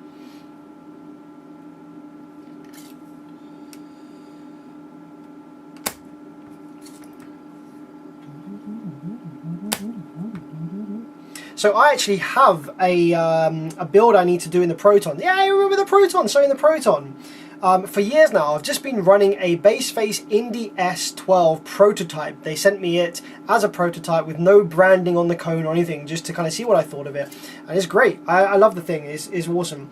So I've just been using that for years, just because it's more than enough for my daily ride. It's just in a ported box, L-ported box at 33 Hertz, and it sounds great. But I want some boot space back, so I am toying with the idea of planning a false floor. The maximum height I can go on the false floor is probably about 6.5 inches at most. I don't really want to go too much more than that. So I've obviously got quite a lot of width and depth, but not much height. So I've kind of been I'm ignoring about what I'm going to do for the false floor. Jesus, this is just wow. This is like this is kind of giving me similar vibes to the JL audio boards that you can just put a bloody blowtorch on it and it just takes the heat away. So yeah, false floor in the Proton, about 6 inches tall at most. So I'm kind of thinking, okay, do I use like an 8-inch driver invert mounted, or maybe regular mounted if it's not too deep, and go for like a T-line, you know, just a folded line thing, the false floor, or maybe a tapped horn, or do I go with maybe sealed? I do want to be able to hit down to like 26, 28 Hertz if I can. Don't really want to go sealed. I don't particularly like how sealed sounds that much. Obviously I've got another option, passive radiator. I can do a passive radiator with a couple of slim mount 12s, maybe a single slim mount 12 and a 15 or an 8-inch passive radiator with some grills over the top. Perhaps that could work. Or I can go full infinite baffle, where just cut a hole in the boot floor, mount a big ass 18 or 21 or pair of somethings in there out of the way. Then I have the whole boot still free, but I've got loads of bass, and especially on low frequencies. So I'm not sure yet.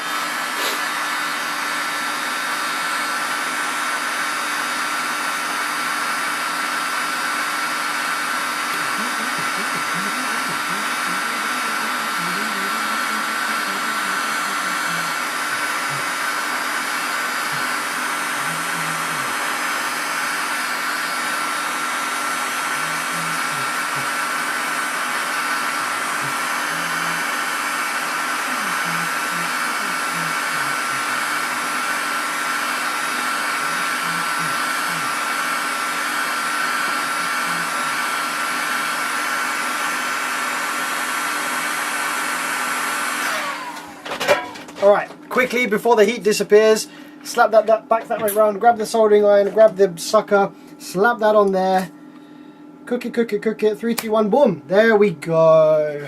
That's all it needed. Right now, while we've got some heat in the board, I'm going to do the other grounds one. The ground traces seem to be very, very massy.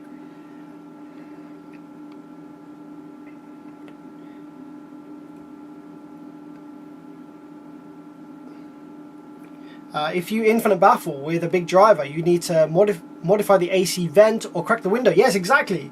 When you do true infinite baffle like that, the window position up front will basically determine your tuning frequency. That's always good fun. So yes, that would be the case. Have you seen the 24-inch IB install in the Audi? Possibly. If it's in the UK, PS Sound, Peter, if that's his one, then yes, I've seen that. There's a few infinite baffle builds of his that I've seen that have been really cool. So.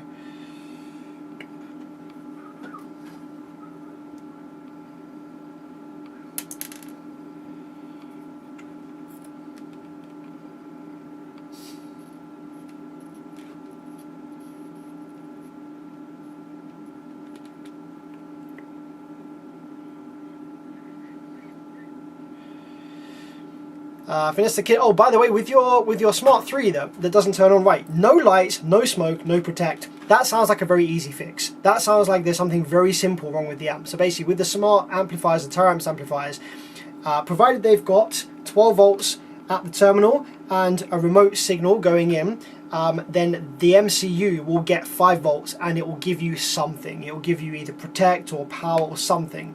So to not have anything just means that the MCU isn't getting any power, and that can just be like a bad power terminal. It can be maybe your remote wire just wasn't quite connected right, or something simple, or if it's in the amplifier, then it could just be the circuit that supplies the MCU, which is very simple to fix.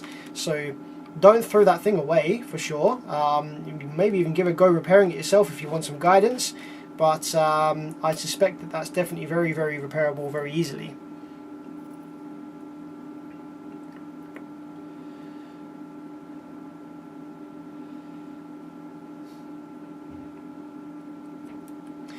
You won't believe the amount of people that think that passive radiators are like a scam. They're like, oh, this speaker's got fake drivers in it. I've been scammed. No, bro.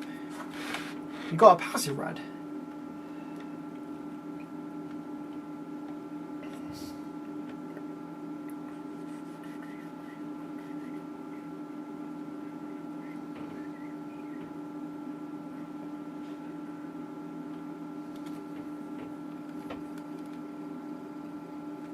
Hey, all right, that's all the pins out the grounds.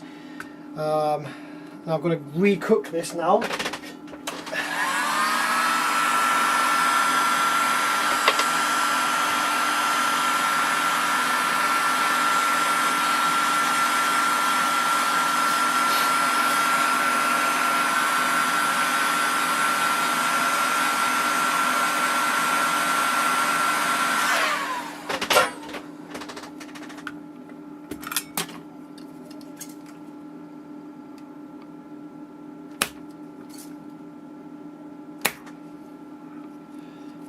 I'm actually thinking to not bother sucking the solder from these holes and just putting the FETs in with the solder being melted like this. This is one of the worst, most obnoxious boards that I have come across in a while.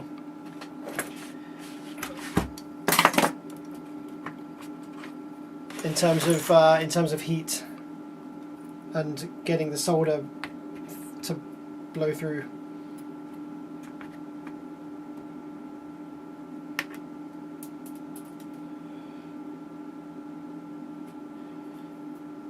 Finesse, yeah, definitely.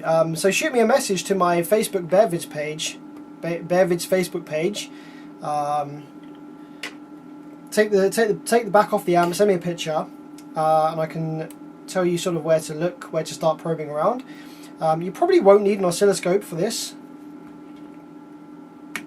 because we're just looking at supply voltages and stuff. So just need a multimeter.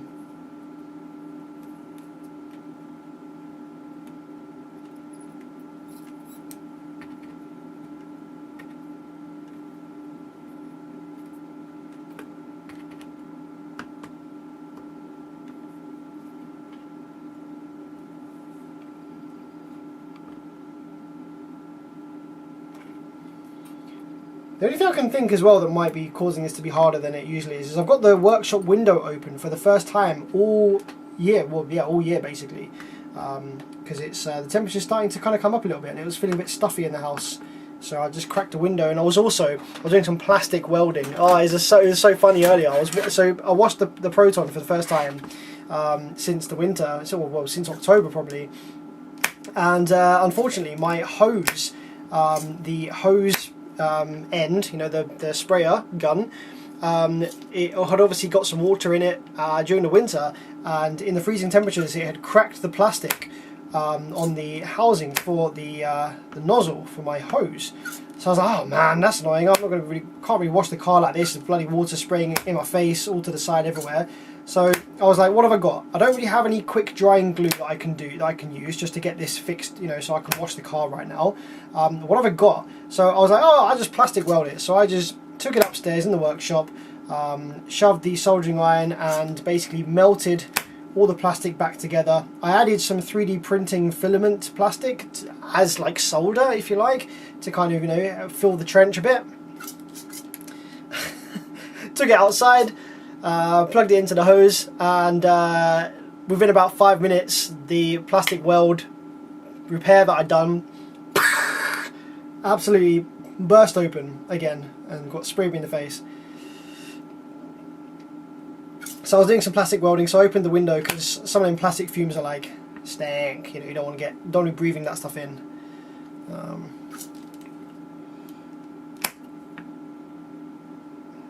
So it might be a bit cooler in here than normal, which could be attributing to this being more difficult than normal.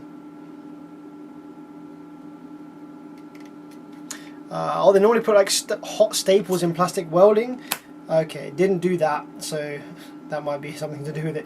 It seemed like the repair that I'd done, the plastic, was like extremely brittle after I had done the repair. So, you know, I don't know anything about plastic and its properties and stuff, so that might be a thing, that might be normal. That's fine, but I gave it a go because that's all I had on hand.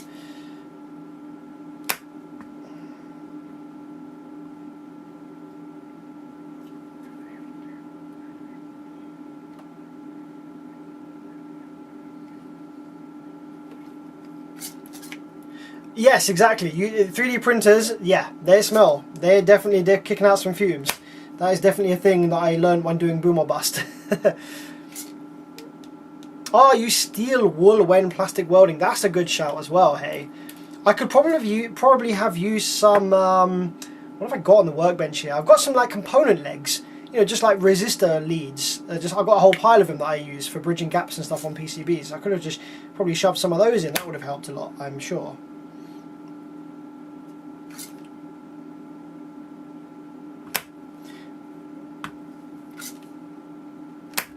Alright, now with this, what I'm going to do is, because we had a gate resistor that was cooked, I am going to go ahead and check for drive pulses on the gate pads before I fit new FETs.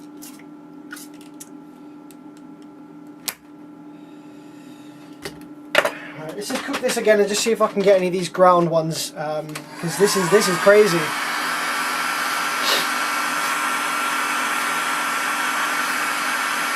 Ah, PLA isn't going to want to stick. Okay, that might have been my issue as well. I was maybe mixing plastics and they don't want to stick to each other, so that might have been the issue as well. Ah yeah, sine wave 02, the amp collab idea. Okay, I'll mention that in a minute once this has stopped making noise.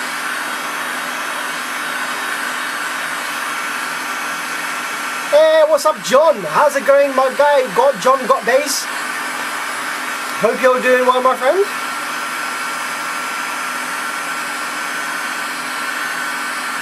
Andre says, can I use C7 Mark IC 2092S? C7?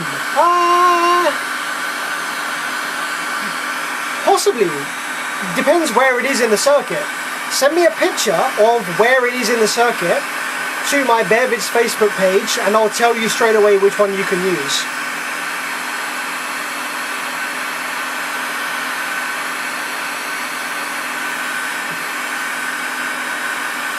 Oh, the Edge EDX 800, that is a 2092, yes, you can use 2092s in there, yep, no problemo.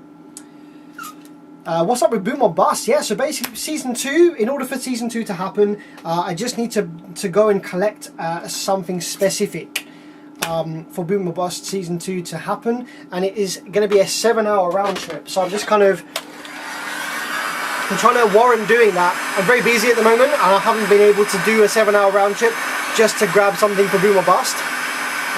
This isn't Taramps. No, this isn't the Taramps. This is a Audison.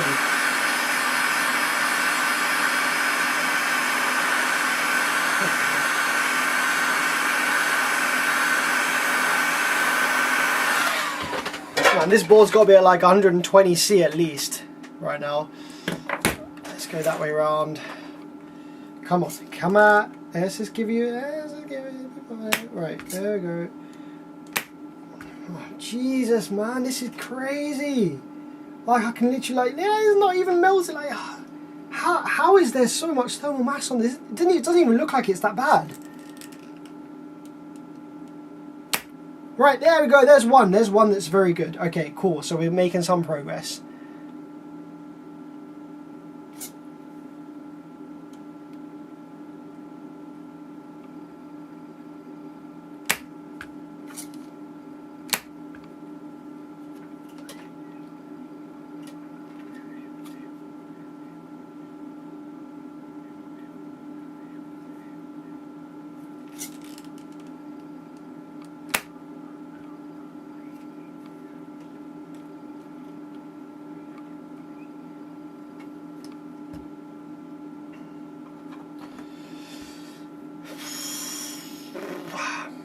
Is it possible to ship amps from the US to the UK? Unfortunately, no, Chris, I'm afraid.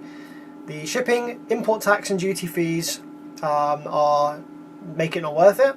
There's plenty of really good technicians in the States that you can send it to instead at a much lower cost. And obviously, if you send it to the UK, I can't offer you any warranty or anything like that because sending it back and forth wouldn't make any sense. So, yeah, I don't take... Yeah, so basically, the shipping the thing that's 7 hours away obviously would make sense. So it's something I need to buy from eBay. The eBay seller doesn't want to post it. It's very big. It's about the width of a UK double bed, and it's not packaged for posting, and it would be quite delicate to post. So he doesn't want to post it. So unfortunately, that can't happen. Has Brexit affected your ability to do jobs for people around Europe? Yes, it has. Unfortunately, I did used to take on work from Europe-based clients, but I can't anymore. So yes, it definitely has affected my ability to work. But to be honest, like, I didn't really like doing work from EU-based clients anyway, just because of the added risk in shipping, and also, you know, if I did need to warranty anything, then it just makes it a lot more of a pain in the arse because the shipping is so much more expensive, and I can't see the install. I can't go and see the install or check it or anything. So I didn't really like taking work from overseas anyway. So I've got some low melt solder here already. So. Yep, this is being a pain in the butt even with a low melt and a 200 watt iron and the hot air gun. Crazy. Right, there we go. I think I just had to hold the iron on there for like a decent amount of time. We're pretty good. All of the ground ones are looking really good now, I think, pretty much. That one's still not great. Just one more time on that one. A little bit longer on this one.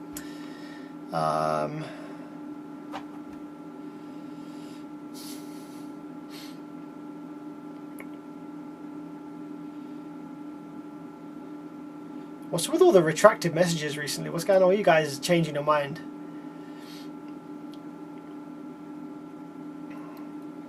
Hey, enjoy your vid, learning a lot. What's your opinion on the Bass Phase 3000 X1 DFR?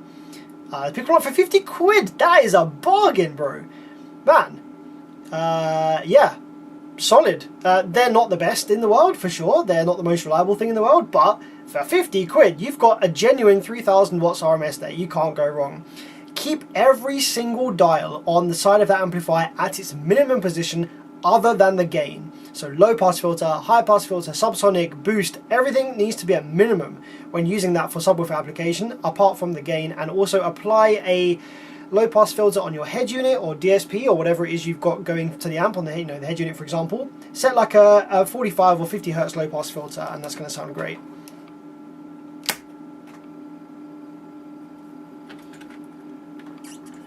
John says, quality content as usual. Sadly, I've got to go to get the baby from daycare. Good. Enjoy. Thank you very much, my man, for sticking around for a little bit. And yeah, safe journey. thanks for stopping by.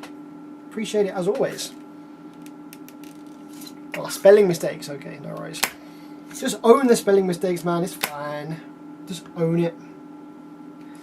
Blame it on. No, you can't blame it. No, you can't blame it on talk, voice to text, because that spells it correctly. Blame it on something else. Don't blame it on the sunshine. Don't blame it on the moonlight. Don't blame it on the good times. Blame it on autocorrect. I need to switch a capacitor, but I can only find the P20. Oh, well, I don't immediately know what the P20 and P25 are referencing on that capacitor. So I without looking at it and understanding what that means for that capacitor model, I wouldn't be able to tell you, I'm afraid. I'm sure it'll probably be fine though. If you tell me where the capacitor is, what the capacitor's doing, is it a rail capacitor? Like what is the capacitor's function? Then I might be able to give you a bit more insight. Is it the same amp from the last stream? No, it is not. They're completely different. Completely different.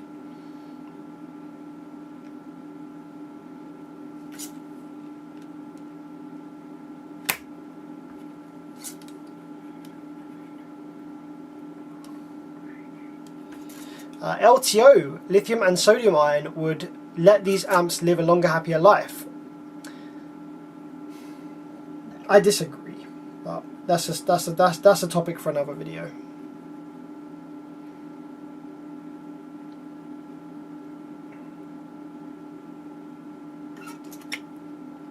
Starting small and cheap. I tell you what, you're not starting small and cheap. 3000 watts RMS is no joke. Your stock electrical system in your vehicle will not support that. So your limit at the moment is going to be your vehicle electrical charging system. So you need to take that into account. You need to bear that in mind. You need to have a voltmeter set up and monitor it at all times to make sure that you're not dropping below 12 volts. If you do, then you're at the limit of your vehicle electrical supply. You need to back off the gain. 3,000 watts is no joke. Like not very long ago, maybe like 10-15 years ago, 3K was big power. Like, you know.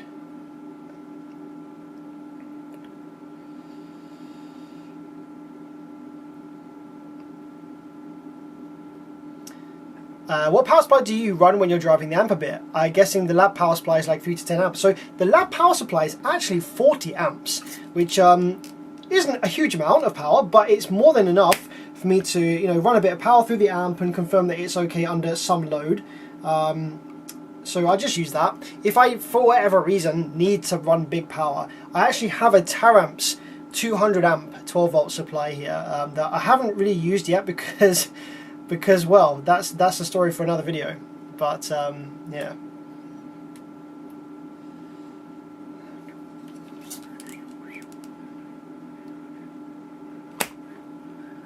Alright, I think there's enough holes there now. This has taken ages. 4 MOSFETs! Clearing the holes on 4 MOSFETs has taken ages. Alright. Yes, it is a big bench power supply, exactly. That's one of the reasons I got it. The bench power supply that I had for years was a 20 amp, which was already quite big. And it was a linear supply as well. It was using transformers that had some relays that switched between them and stuff. But I saw on eBay, I saw the same brand and same kind of series of power supply that I'd been using for years, but in a 40 amp model, and I was like, damn, I need that. So I got it. And it wasn't that expensive either, to be honest. So I jumped on that opportunity, and yeah, it's great. Having the extra headroom there, extra current headroom, is definitely useful sometimes.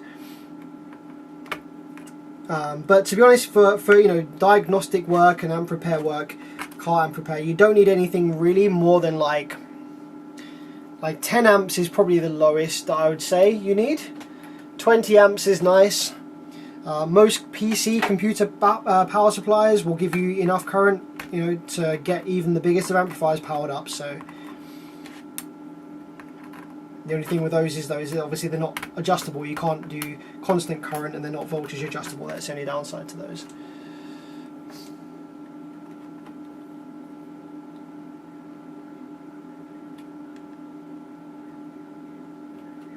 Okay, cool. So the holes are cleared enough. They're not cleared they're not cleared to the level that I would like, but this board is just ridiculous. So we're going to put some power in now again, and we're going to see whether we get pulses on the gates for both A and B banks, because we do have a dead gate resistor, and that means that we did have current making its way back to the driver, which is not ideal. So it's hit and miss as to whether it survived that.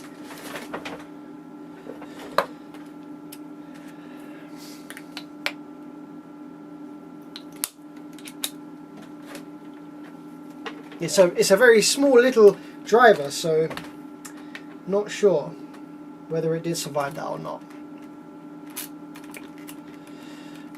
Florida Man says, the higher the voltage supplied to the amp, the higher the rail voltages flow, therefore stressing the components. Exactly.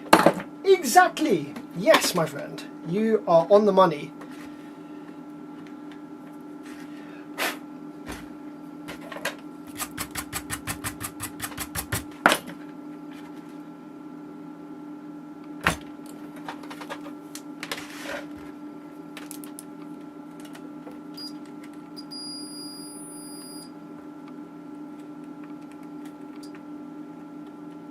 Checking for solder bridges and stuff.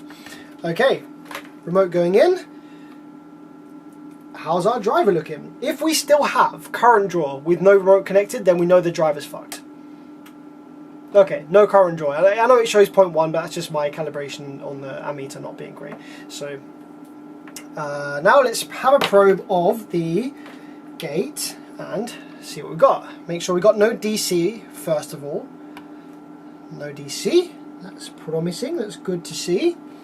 Now, do we get some pulses? We do. They only last for like a split second, but we do get some pulses.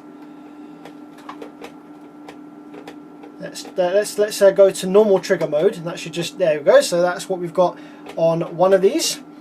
Let's go to number 2, that's what we've got on another one, and let's go this other side. Okay, cool, so it looks like the driver did in fact survive, because we have pulses on all of these. Even the one that has the burnt gate resistor has the same amplitude pulse. We obviously need to change the gate, but it means that it is at least allowing, you know, the kind of float voltage to pass through, so that's fine. Great, I'm so glad that we don't have to change that driver, because I don't even know if I have one of those. I might do. I recognise that package style. It's got 10 pins, I think. Yeah, it's a 10-pin little driver. So cool. Yeah, we need 4 new FETs and a new gate. What are the chances? What are the chances that the FETs are going to go through these holes that I spent bloody ages sucking? Right, let's have a look.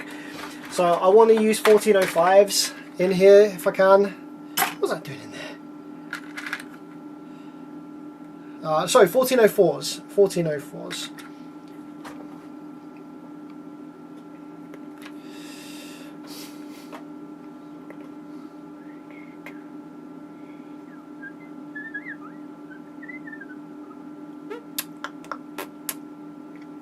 Explorer had a 200 amp alternator stock. That's decent, man. And the SIA 2500D calls for a 220 amp fuse. How close am I to frying? No, you're miles away, bro. You're fine. So yeah, you have to remember that your amplifier is not just using your alternator. 200 amp alternator with the correct battery bank could, I would say, easily support 8,000 watts RMS worth of amplifier. Firstly, you're not making 2500 watts because of impedance rise. Secondly, the battery is supplying a huge amount of that current anyway. The alternator is just to keep the batteries charged. So obviously it's a give and take, isn't it? You have to think about the batteries like a bucket and the alternator like the tap. So the more the tap is turned on, the more flow coming from the tap, the more energy you can take from that bucket in a quick burst, and then it will be immediately refilled again. So the higher current the alternator, yes, you'll maintain 14 volts for longer because it can hold that current there. But if you do demo for, like, you know, a massive huge demo and you're sort of dropping to like 12.8 or something like that, then after that has finished, or when the music has stopped a little bit, the bass has stopped, then the alternator can quickly charge back up those batteries again. So having the bigger alternator is useful for that, but it doesn't mean, like, you can run a 10k amplifier with no alternator, with the engine off.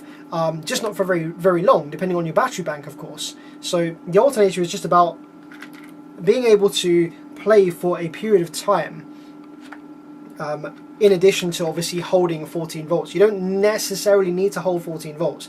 People are obsessed with holding high voltage, and that used to be relatively important when amplifiers were unregulated, when like old Korean half bridges, if you were on the clip limit, if your limit was your amplifier, and if you were at the clip limits of your amplifier, then yeah, dropping voltage did cause you to clip harder and clip earlier. So holding the voltage high definitely allowed more power. But a lot of the amplifiers that people are using now, the tower amps and stuff like that, the Brazilian stuff, they're all regulated, and they'll produce the same kind of power probably from like 12.8 or something, or maybe even 13, depending on what the amplifier is and where it's regulated at. So holding like 14.8 doesn't really matter anymore. As long as you're holding above like 12.3, you're still within like the current capabilities of the battery bank. You're fine.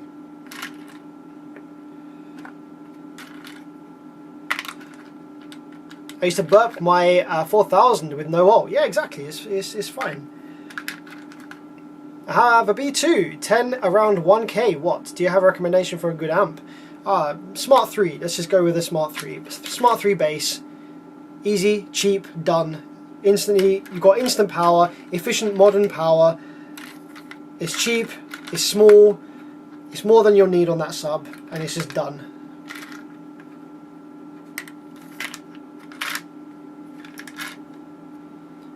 Power's PW 2500 will also be a good shout, but they're a bit more expensive.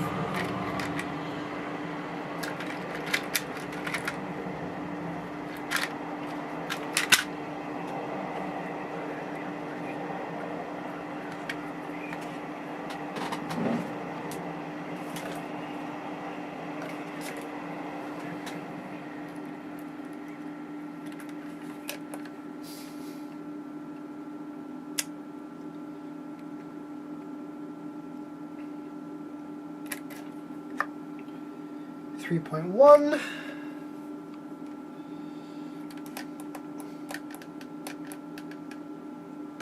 I'm just checking the VT of these FETs, just making sure they're the same. They are.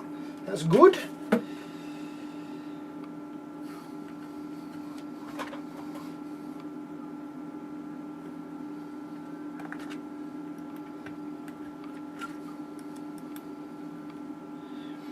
Surprisingly, those holes that I sucked are actually big enough for 3 out of 4. 3 out of 4. Can we get number 4? Let's wiggle that drain leg in there. Yeah!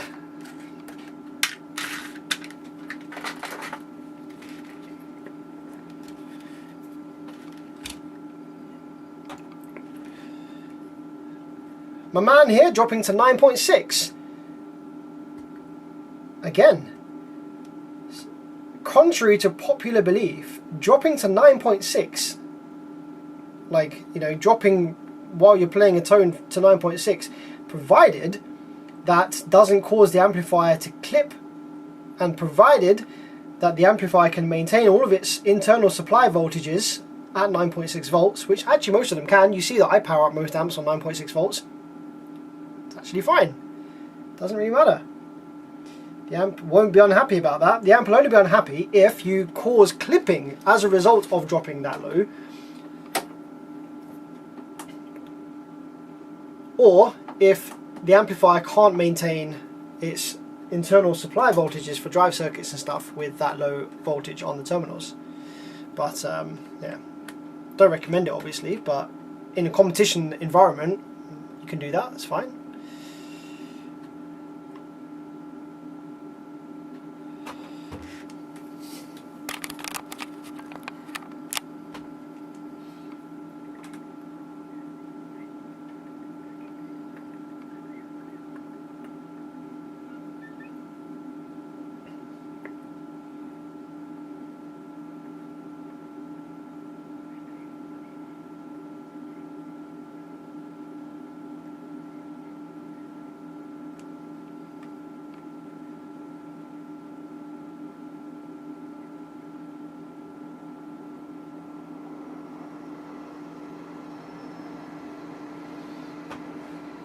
Got a 400 amp alternator. Jeez, on a 135 amp hour Yinlong. That is a very nice install there, my friend Tom. Great choice of amp. Wicked alternator. Nice. Yeah, the Yinlongs are great LTOs. And a 500x4 for mids and highs. Never goes under 14.5. I'm sure it bloody well doesn't. That is a sick build. Very nice. Very nice choices. Very nice equipment. Love to see it. Nice one, Tom.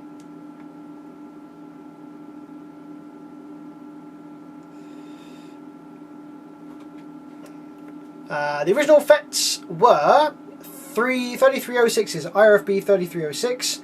And we're dropping in some IRF 1404s.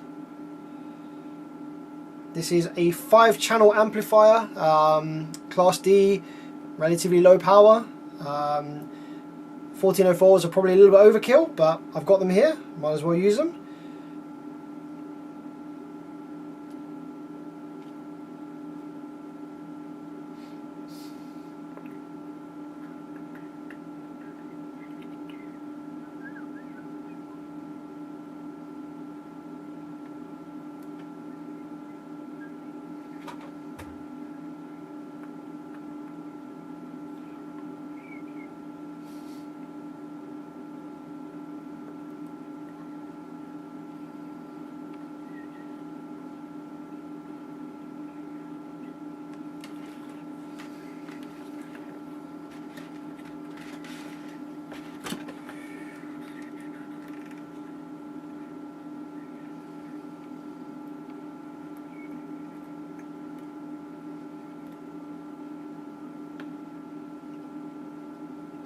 Just soldering to the top pad as well, because the ground trace on this one has a big ass top pad as well, and just want to make sure that it's definitely flowing through to the other side.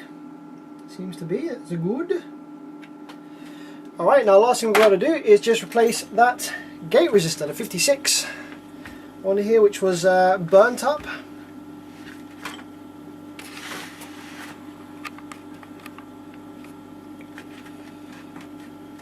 So this is the burnt 56 right about here. What happened to the scope cam? Nothing, I've just got the scope is currently set to normal mode, so it will trigger and hold a waveform that it detects, which is what we used when we were looking at the gates.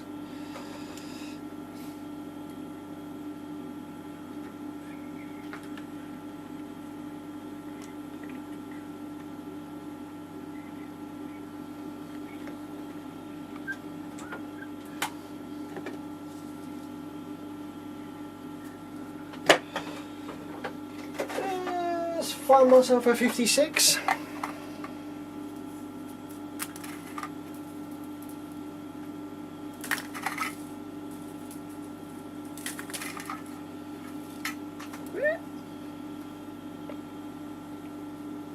How do I set the gain on the amp if it's 3 times the power handling of the sub? Well, then you obviously don't set the amp to clipping. You only set your amplifier to clip point if the limit of your system is the amplifier clip point. If the limit of your system is not the amplifier clip point, then obviously don't set the amp to clip limit. In your instance, you will obviously need to set the gain based on whatever limit your system has. By the sounds of it, the limit in your system is the subwoofer, either mechanical or thermal limit.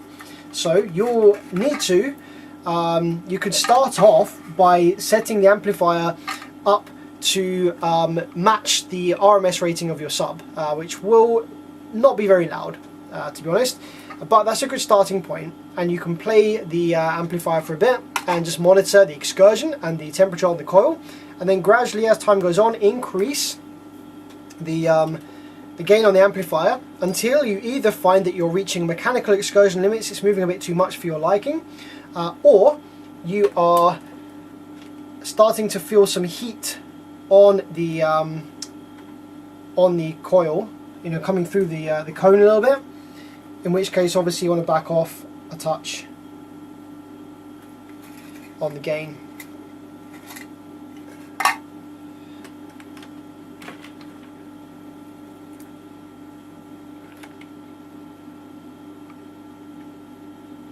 These are 51s. I've definitely got 56 ohm gates somewhere. But I've got a feeling they were like black coloured, so that you couldn't actually see what they were. How about this one?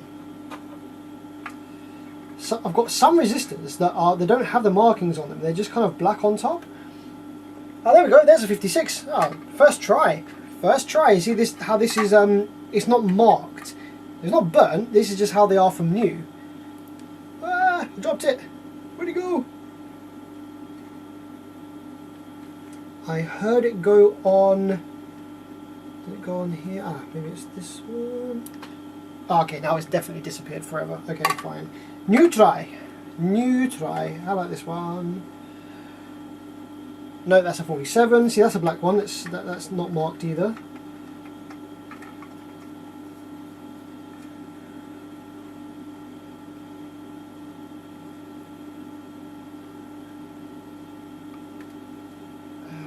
This one is, yeah, that's a 56 as well. Okay, cool. Right, don't fly away now, please. Thank you.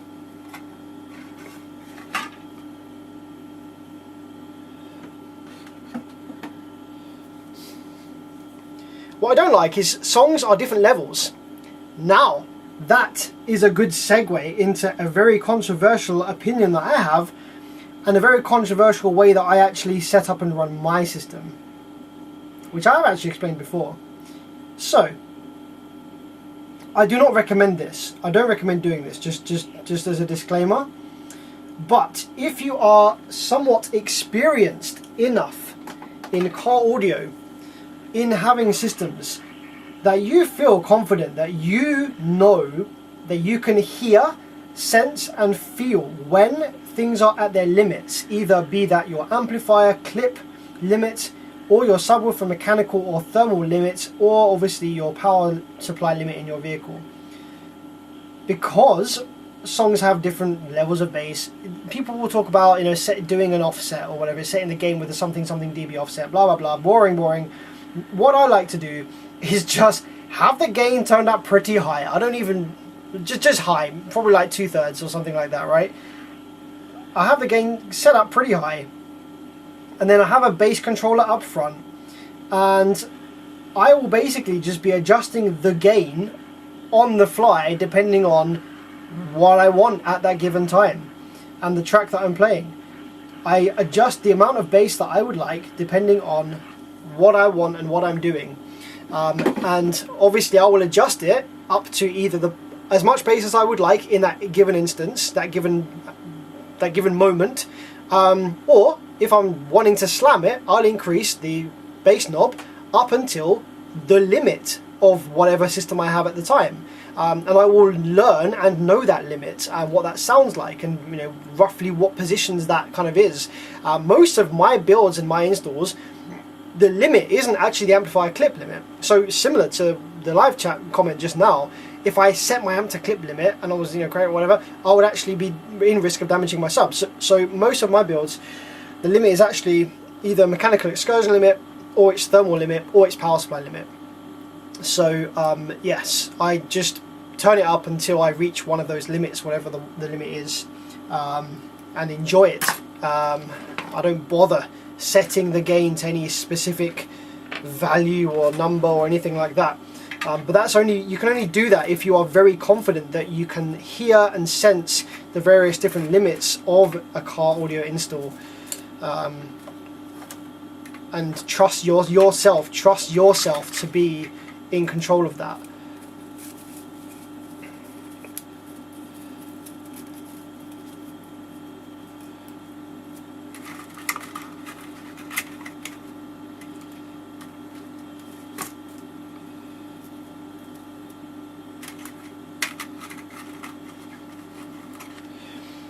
Dub Krug, hey mate, tapping in from Germany. How's it going, my friend?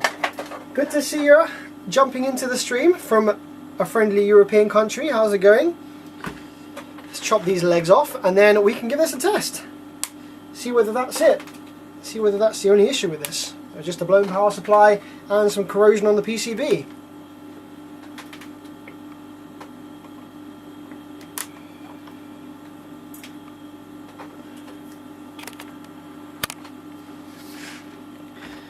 John has come back in with, here we go.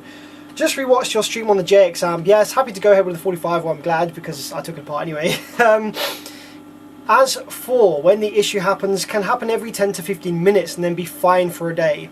See, that's where it gets difficult, because obviously if it's going to be fine for a day, that means I've got to have it running for hours and hours and be watching it, or have it on the side or something, and that is obviously that's I have to charge for that time.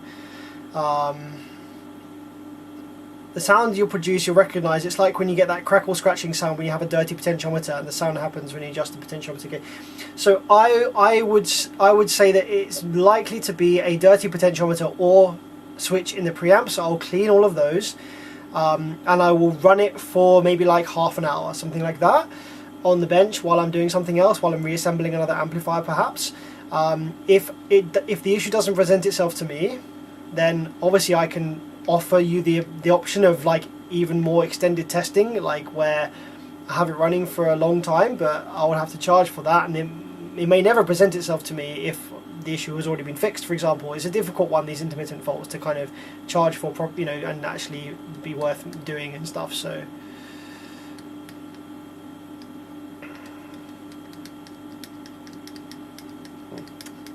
far I haven't experienced that fault on the bench so far.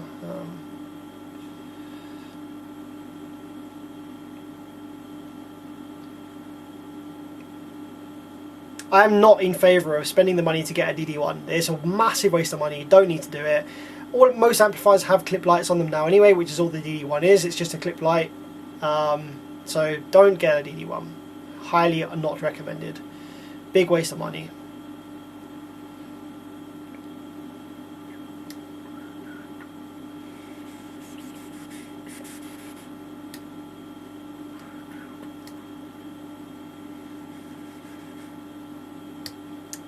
Appreciate your efforts. It's an annoying issue. Let's go with the cleanup, half-hour test, send it back. Yeah, no worries. I'll do that. And if I come across any issues during that test, obviously I'll let you know. Oh yes, collaboration. So basically, yes, me and Simovo2 are thinking about doing a collab. Basically, where what was the collaboration? It was. So he sent over. Simovo2 very kindly sent over a Phoenix Gold. Now, Phoenix Gold are not the company that they once used to be, unfortunately, but they did send over this, which is their new 5K. So Phoenix Gold have released this, which is a 5,000 watt RMS monoblocks amplifier. It's a full range amplifier, and based on the size and the fact that it's full range, you already know what's inside, don't you? You already know what's inside, yeah. Of course, is that inside. So this is not specifically, this is not just Phoenix Gold going to the factory and buying the cookie cutter design off the shelf. It is a generic circuit, but they have changed the layout a little bit.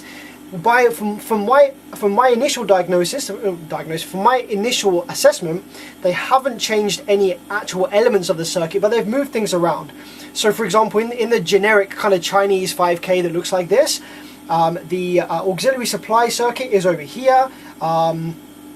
There's differences in the layout a little bit, in where things are, but the circuit is identical to the other cheap Chinese sound digital clones, full bridge amps that you see from all of these different brands. But Phoenix Gold have had the PCB sort of, custom done. It's not just, they haven't just bought this exact PCB and stuck their brand on the case. You can obviously see they got their name on the silk screen. The layout is slightly different, and also the inductors are a little, they're using 2 cores on the output inductors as opposed to 1 core in some of the other clones, the 5K clones. You've got dual inputs, which you don't usually see on the 5Ks of this style, but everything else pretty much the same. There might be some changes in the preamp circuit, in the filters and the slopes and stuff that they've done, so we're going to find that out for sure. But it is just your average Chinese 4-bridge sound digital clone. Now it's quite cheap for a Phoenix Gold product. It's not cheap for a 5K sound digital clone Chinese built amplifier. I actually don't know if this is Chinese built. It's the Chinese clone circuit. They may have actually had it built in Korea. I don't know, I didn't check yet. But either way, wherever it's built, it's the Chinese clone of the sound digital circuit. And you can pick these 5Ks up from other brands like Bassface and Edge for a lot cheaper than Phoenix Gold are asking for this. So it's still quite a cash grab from Phoenix Gold in that sense. But there will be some extra costs associated with having their PCB done, you know, with their custom silk screening and their different positioning and stuff. It doesn't really look like they've made a huge effort to correct some of the downsides to this circuit layout. For example, the drive buffers are still freaking miles away from the output FETs. They should be right next to it. Also, the gate resistors are 1 ohm gates with no parallel 4148, which is strange, and as a result of that there is cross conduction, and there's quite a lot of hard switching and ringing going on the output section. So there are some interesting choices in this build. So yeah, I can't recommend it, but the collaboration idea is for me and SineWave02. So I'll obviously do some videoing of going through this circuit, what it's all about, showing you all of the, the drive waveforms and stuff, and just talking about what the circuit is doing and what it is, and then comparing it to, which I should have here somewhere, the Bassface version. I definitely, oh yeah, here it is, So this is the Bassface 5K, which is the exact same circuit, but with a slightly different board layout, like I said, because Phoenix Gold have sort of changed that themselves. Let me just zoom out on this camera, and hopefully I can fit these both in, so you guys can see. So it's the exact same circuit. The inductors are twice as thick on the Phoenix Gold, which is cool. The transformers are missing on the Bassface because this is just the board that I had in that I was repairing. But it's the same amp. Slightly more power supply filter caps on the Phoenix Gold, but that doesn't make a difference to the power or the sound or anything. So our idea for a collaboration was for me to go through both of these circuits, show you what the differences were on, the actual, from a circuit perspective point of view, rail voltage regulation points, stuff like that. And then we send them both to SineWave02, and he bench tests them on his crazy high current bedroom bench testing setup with lithium and crazy stuff, to see which one of these makes more power, if they're similar, if they make similar power, if not. I think that was the idea that we had. So yeah, but one thing that might get in the way of that a little bit is that I actually, so we were going to do it with this one. This is mine now. Joseph Hammond didn't want this repairing because to get a new transformer needs a whole new PCB. However, just before we power this Audison up and see whether it works again, because we're missing transformers, obviously, from this, to get new transformers, the only way to get them is to just buy a whole new PCB from Bassface. I have a donor board for the 13.5K version of that circuit, which has some transformers which are the same size and will fit. Now, obviously, they're not going to be the same transformer in terms of the winding ratios and stuff, but these transformers will definitely work in this amplifier here. We've got a 13.5K amplifier here, and we've got 6 transformers. So let's just call it a 12K for easy maths. So we've got, yeah, basically 2,000 watts per transformer, essentially. Like a little bit more than 2K per transformer. That's how much power each transformer will kind of contribute to this being a 13.5K amplifier. Okay, so with 2 of these, we're going to have about 4.5, 5K, which is what this is. This is a 5K amplifier. The thing is, though, is that the rail voltage that these transformers generate is obviously going to be a lot higher. These things, with like 13 volts worth of input, are going to be outputting about 200 volts worth of rail. Now, this amplifier here, the rail capacitors top out at 160, and the output MOSFETs top out at 150. I think these are probably 4115s or something like that. So obviously, in its current form, putting these transformers in, we would have to heavily regulate the rail voltage, in which case this power supply is just going to be regulating the entire time, which probably isn't that great, probably isn't that efficient, bit of a waste, bit silly. But another option would be to turn this into a 2 ohm version. I don't even know if they make a 2 ohm version, but instead make this 2 ohm stable by going with a higher rail voltage, like maybe 180 volts regulated or something like that. Swapping these caps out for 200 volt caps, swapping these FETs out for 4227s, which are 200 volts FETs, and then this will probably then be able to make the 5K at 2 ohm instead of the 1 ohm it was originally doing, maybe even more. So maybe that's a collaboration me and SineWave02 can do instead, is we fit these transformers, which are higher secondaries, higher voltage secondaries in here, regulate it, and see how much power this thing can make before it explodes. Maybe that's a better collaboration, I don't know.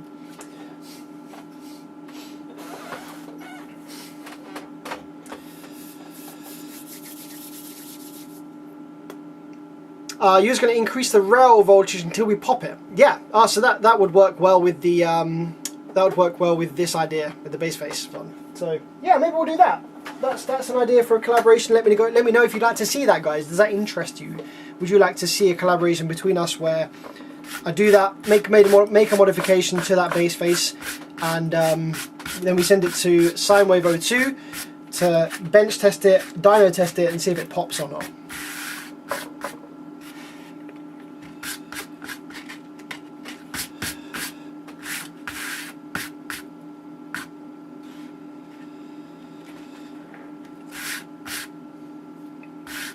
Excursion amplifiers are just cookie cutter designs. They don't design their own circuits, so depending on what model it is you're talking about, it will vary depending on what design they've decided to go with.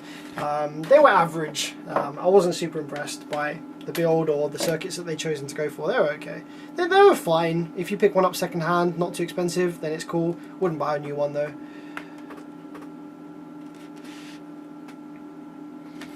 Alright, let's flip this over. This Audison, so we're just going to power this up and just make sure that it's happy now. We've replaced the, we checked the driver on the power supply, that seemed fine. Replaced the gate resistor, that's all done. Replaced the power supply FETs, that's all done. So provided this has no output side damage, this should be good to go. So take the scope, we're on the correct settings-ish, I think, at the moment. So I'm going to look for Class D switching on the 2093, because that's a bit more fussy with everything being perfect. So we're going to go with, let's just check here for example, voltage per division going up to 20. Let's just touch the remote, just get a little bit of rail voltage built in here. Okay, so we've got DC there. Okay, cool. So we got, yeah, nice. So there should be some, we've got negative rail over here probably. Negative rail there. That's the gate. And that is the source. So there should be some Class D switching on this pad right here when this comes to life. So let's go for a full power up test and see what we got. Okay, we have Class D switching on the 2093, which is a very good sign, because if it wasn't happy about something, that would definitely not have come to life. So, yep, Class D switching on this channel, Class D switching on this channel, Class D switching here, Class D switching here. Okay, so that is all up and running on the 4 channels at the front. Let's check the sub channel. That's high side, and that, oh yes, we do have also Class D switching on the low side. Looks a little bit wobbly. Frequency is not quite stable. Well, that's pretty normal. The 2092 is a self-oscillating, it's set up in self-oscillating mode. So this wobbling of the sine wave is actually less than ideal PCB layout design. So the switching frequency of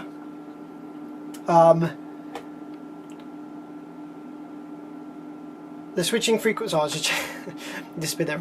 The switching frequency of a 2092 is dependent on a few factors, but namely the gate capacitance is involved in determining the switching frequency. So the routing of the gate part traces and whether they're equal length or not, and the gate resistors and stuff like that used can impact the switching frequency and how stable it is. So it's not very stable, not the best design in that instance, but it's fine. It doesn't cause any issues. It can cause a little bit of floor noise. Fortunately, it's on the sub channel, so it doesn't really make too much of a difference because you can't really hear floor noise through the sub. But yeah, if this was like for full range application, you might get a bit of hissing on your tweeters or on your full range speakers as a result of that not being super stable. All of the okay, we had a little bit of smoke there actually just come from the board. Where did that come from?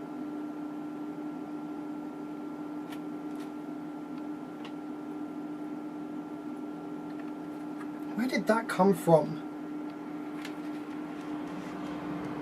Don't know if you saw that on the stream there. I don't know if the camera picked it up at all. I'm using that big ass nose of mine from the last stream. Right, visual. Anything that we're seeing here?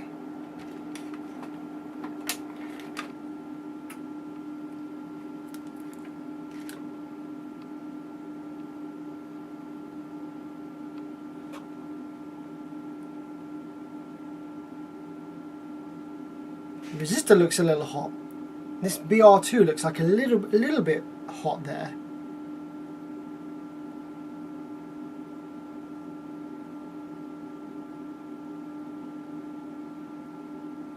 Oh, it's not a 2092. My apologies, it's a 20957. Yeah, it's 20957. This is still set up in self-oscillating mode though, I believe, so the what I said still applies.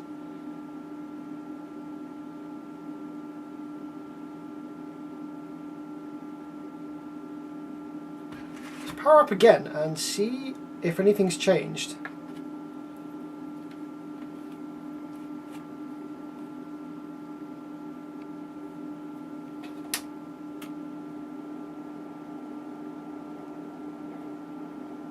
One amp. Okay, so it is back up and running. You know. Okay. We have switching on all the channels again. Let's just turn it off. Let's take the thermal imager. Let's just see if anything is getting hot here. Right, power up again. Right, 1.8 amp idle. That was the same as before. Bit of a hot spot here, but not too bad. It's only 30 degrees. So that's all fine. Got some voltage regs over here. They're down at 33. So again, that's operating temperature. That's fine. I wonder if it's just that my remote wire came out and touched on like the case ground here. I'll have to go back and have a quick look through my stream and just see whether that was the case. The preamp op amps are 34C, that's fine as well. Okay, well everything looks alright. Right, what we're going to do is I'm going to assume for a minute that it might have just been the remote wire sort of came out and touched on the case ground there, which is interesting. So what we're going to do is just take some RCA signal and we're going to confirm that all channels are functional and working. In order to do that, I'm going to need to have a quick peek at the settings on the top here and just kind of reset everything to flat and low gain and stuff.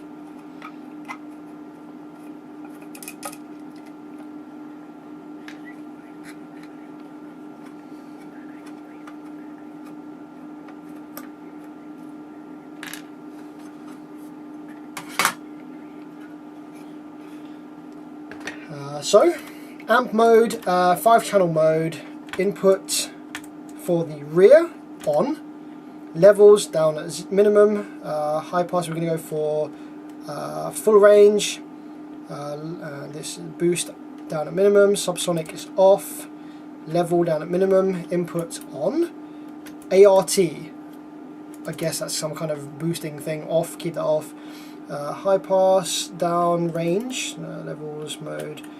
Going to go for full range, so that's off. Okay, cool, I think we're ready to go. So let's give it like 200 Hertz, something like that. Something to see on the scope. Let's go for front in. Let's make sure we have nice sine waves everywhere.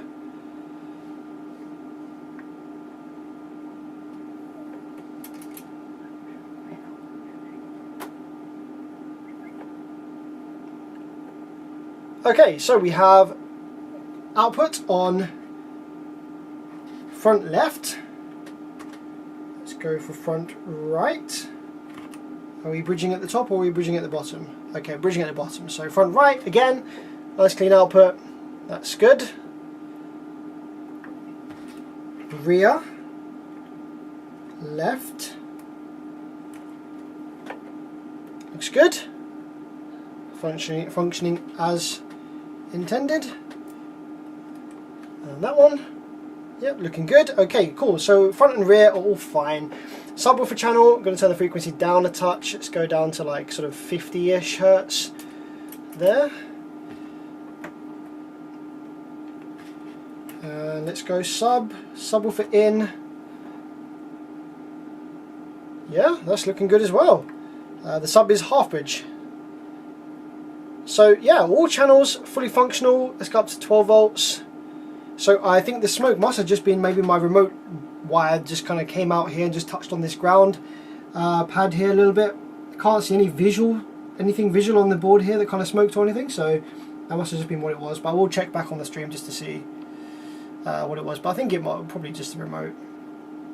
So yeah, that's cool. There's a fix for you. Fully functional amplifier. That will go back together nicely, and yeah. Power supply repair and a general cleanup on that one. Just did a quick check of the stream. It jumped to 7 amp when the smoke appeared. Yeah, okay, so that will definitely be the remote falling out and going to ground. Thanks for checking that. That's good stuff. How is Audison amps in terms of quality and board design? They're pretty good. They're pretty good. I do see a lot of Audisons with problems. I think the thing with Audison is they're too complicated for their own good. They overcomplicate things kind of unnecessarily, and the more complexity you have, the more chance for failure you have. They are good designs. They are bespoke designs. There is a lot of thought put into the circuit and the layouts, the components, and they are good. They are one of the good ones, and I respect them for designing stuff from scratch and doing their own circuit designs and stuff. They are expensive though. You can definitely get the same experience with other cheaper brands, and also the reliability can be difficult, and also repairs can be expensive due to the complexity of their stuff. But I mean, this thing, for example, this is great. This is a tiny, very compact, very small form factor 5-channel amplifier that will run some, okay, albeit not the best sounding front and rears, because it's a Class D and it's not like a fully integrated Class D. The switching frequency isn't that high, but it's going to be absolutely fine. It's going to be listenable, and it's going to be fine in a vehicle environment with road noise and stuff. It's going to be absolutely fine. Bit of floor noise, bit of hissing perhaps, but we got a lot of power. You got plenty of power on your front and rears, and you've got a decently powerful sub channel there as well, all in a tiny form factor with decent controls for high pass, low pass filter, and a really good PCB build quality. Yeah, this is great. There's no fault with this. This is cool. I like it. I would run this, if I didn't mind a little bit of hissing perhaps. I haven't tested it. I haven't seen whether there is any idle floor noise on this. I don't like idle floor noise. It drives me nuts, so I need dead silence when there's no music playing. But yeah, I like it. It's cool.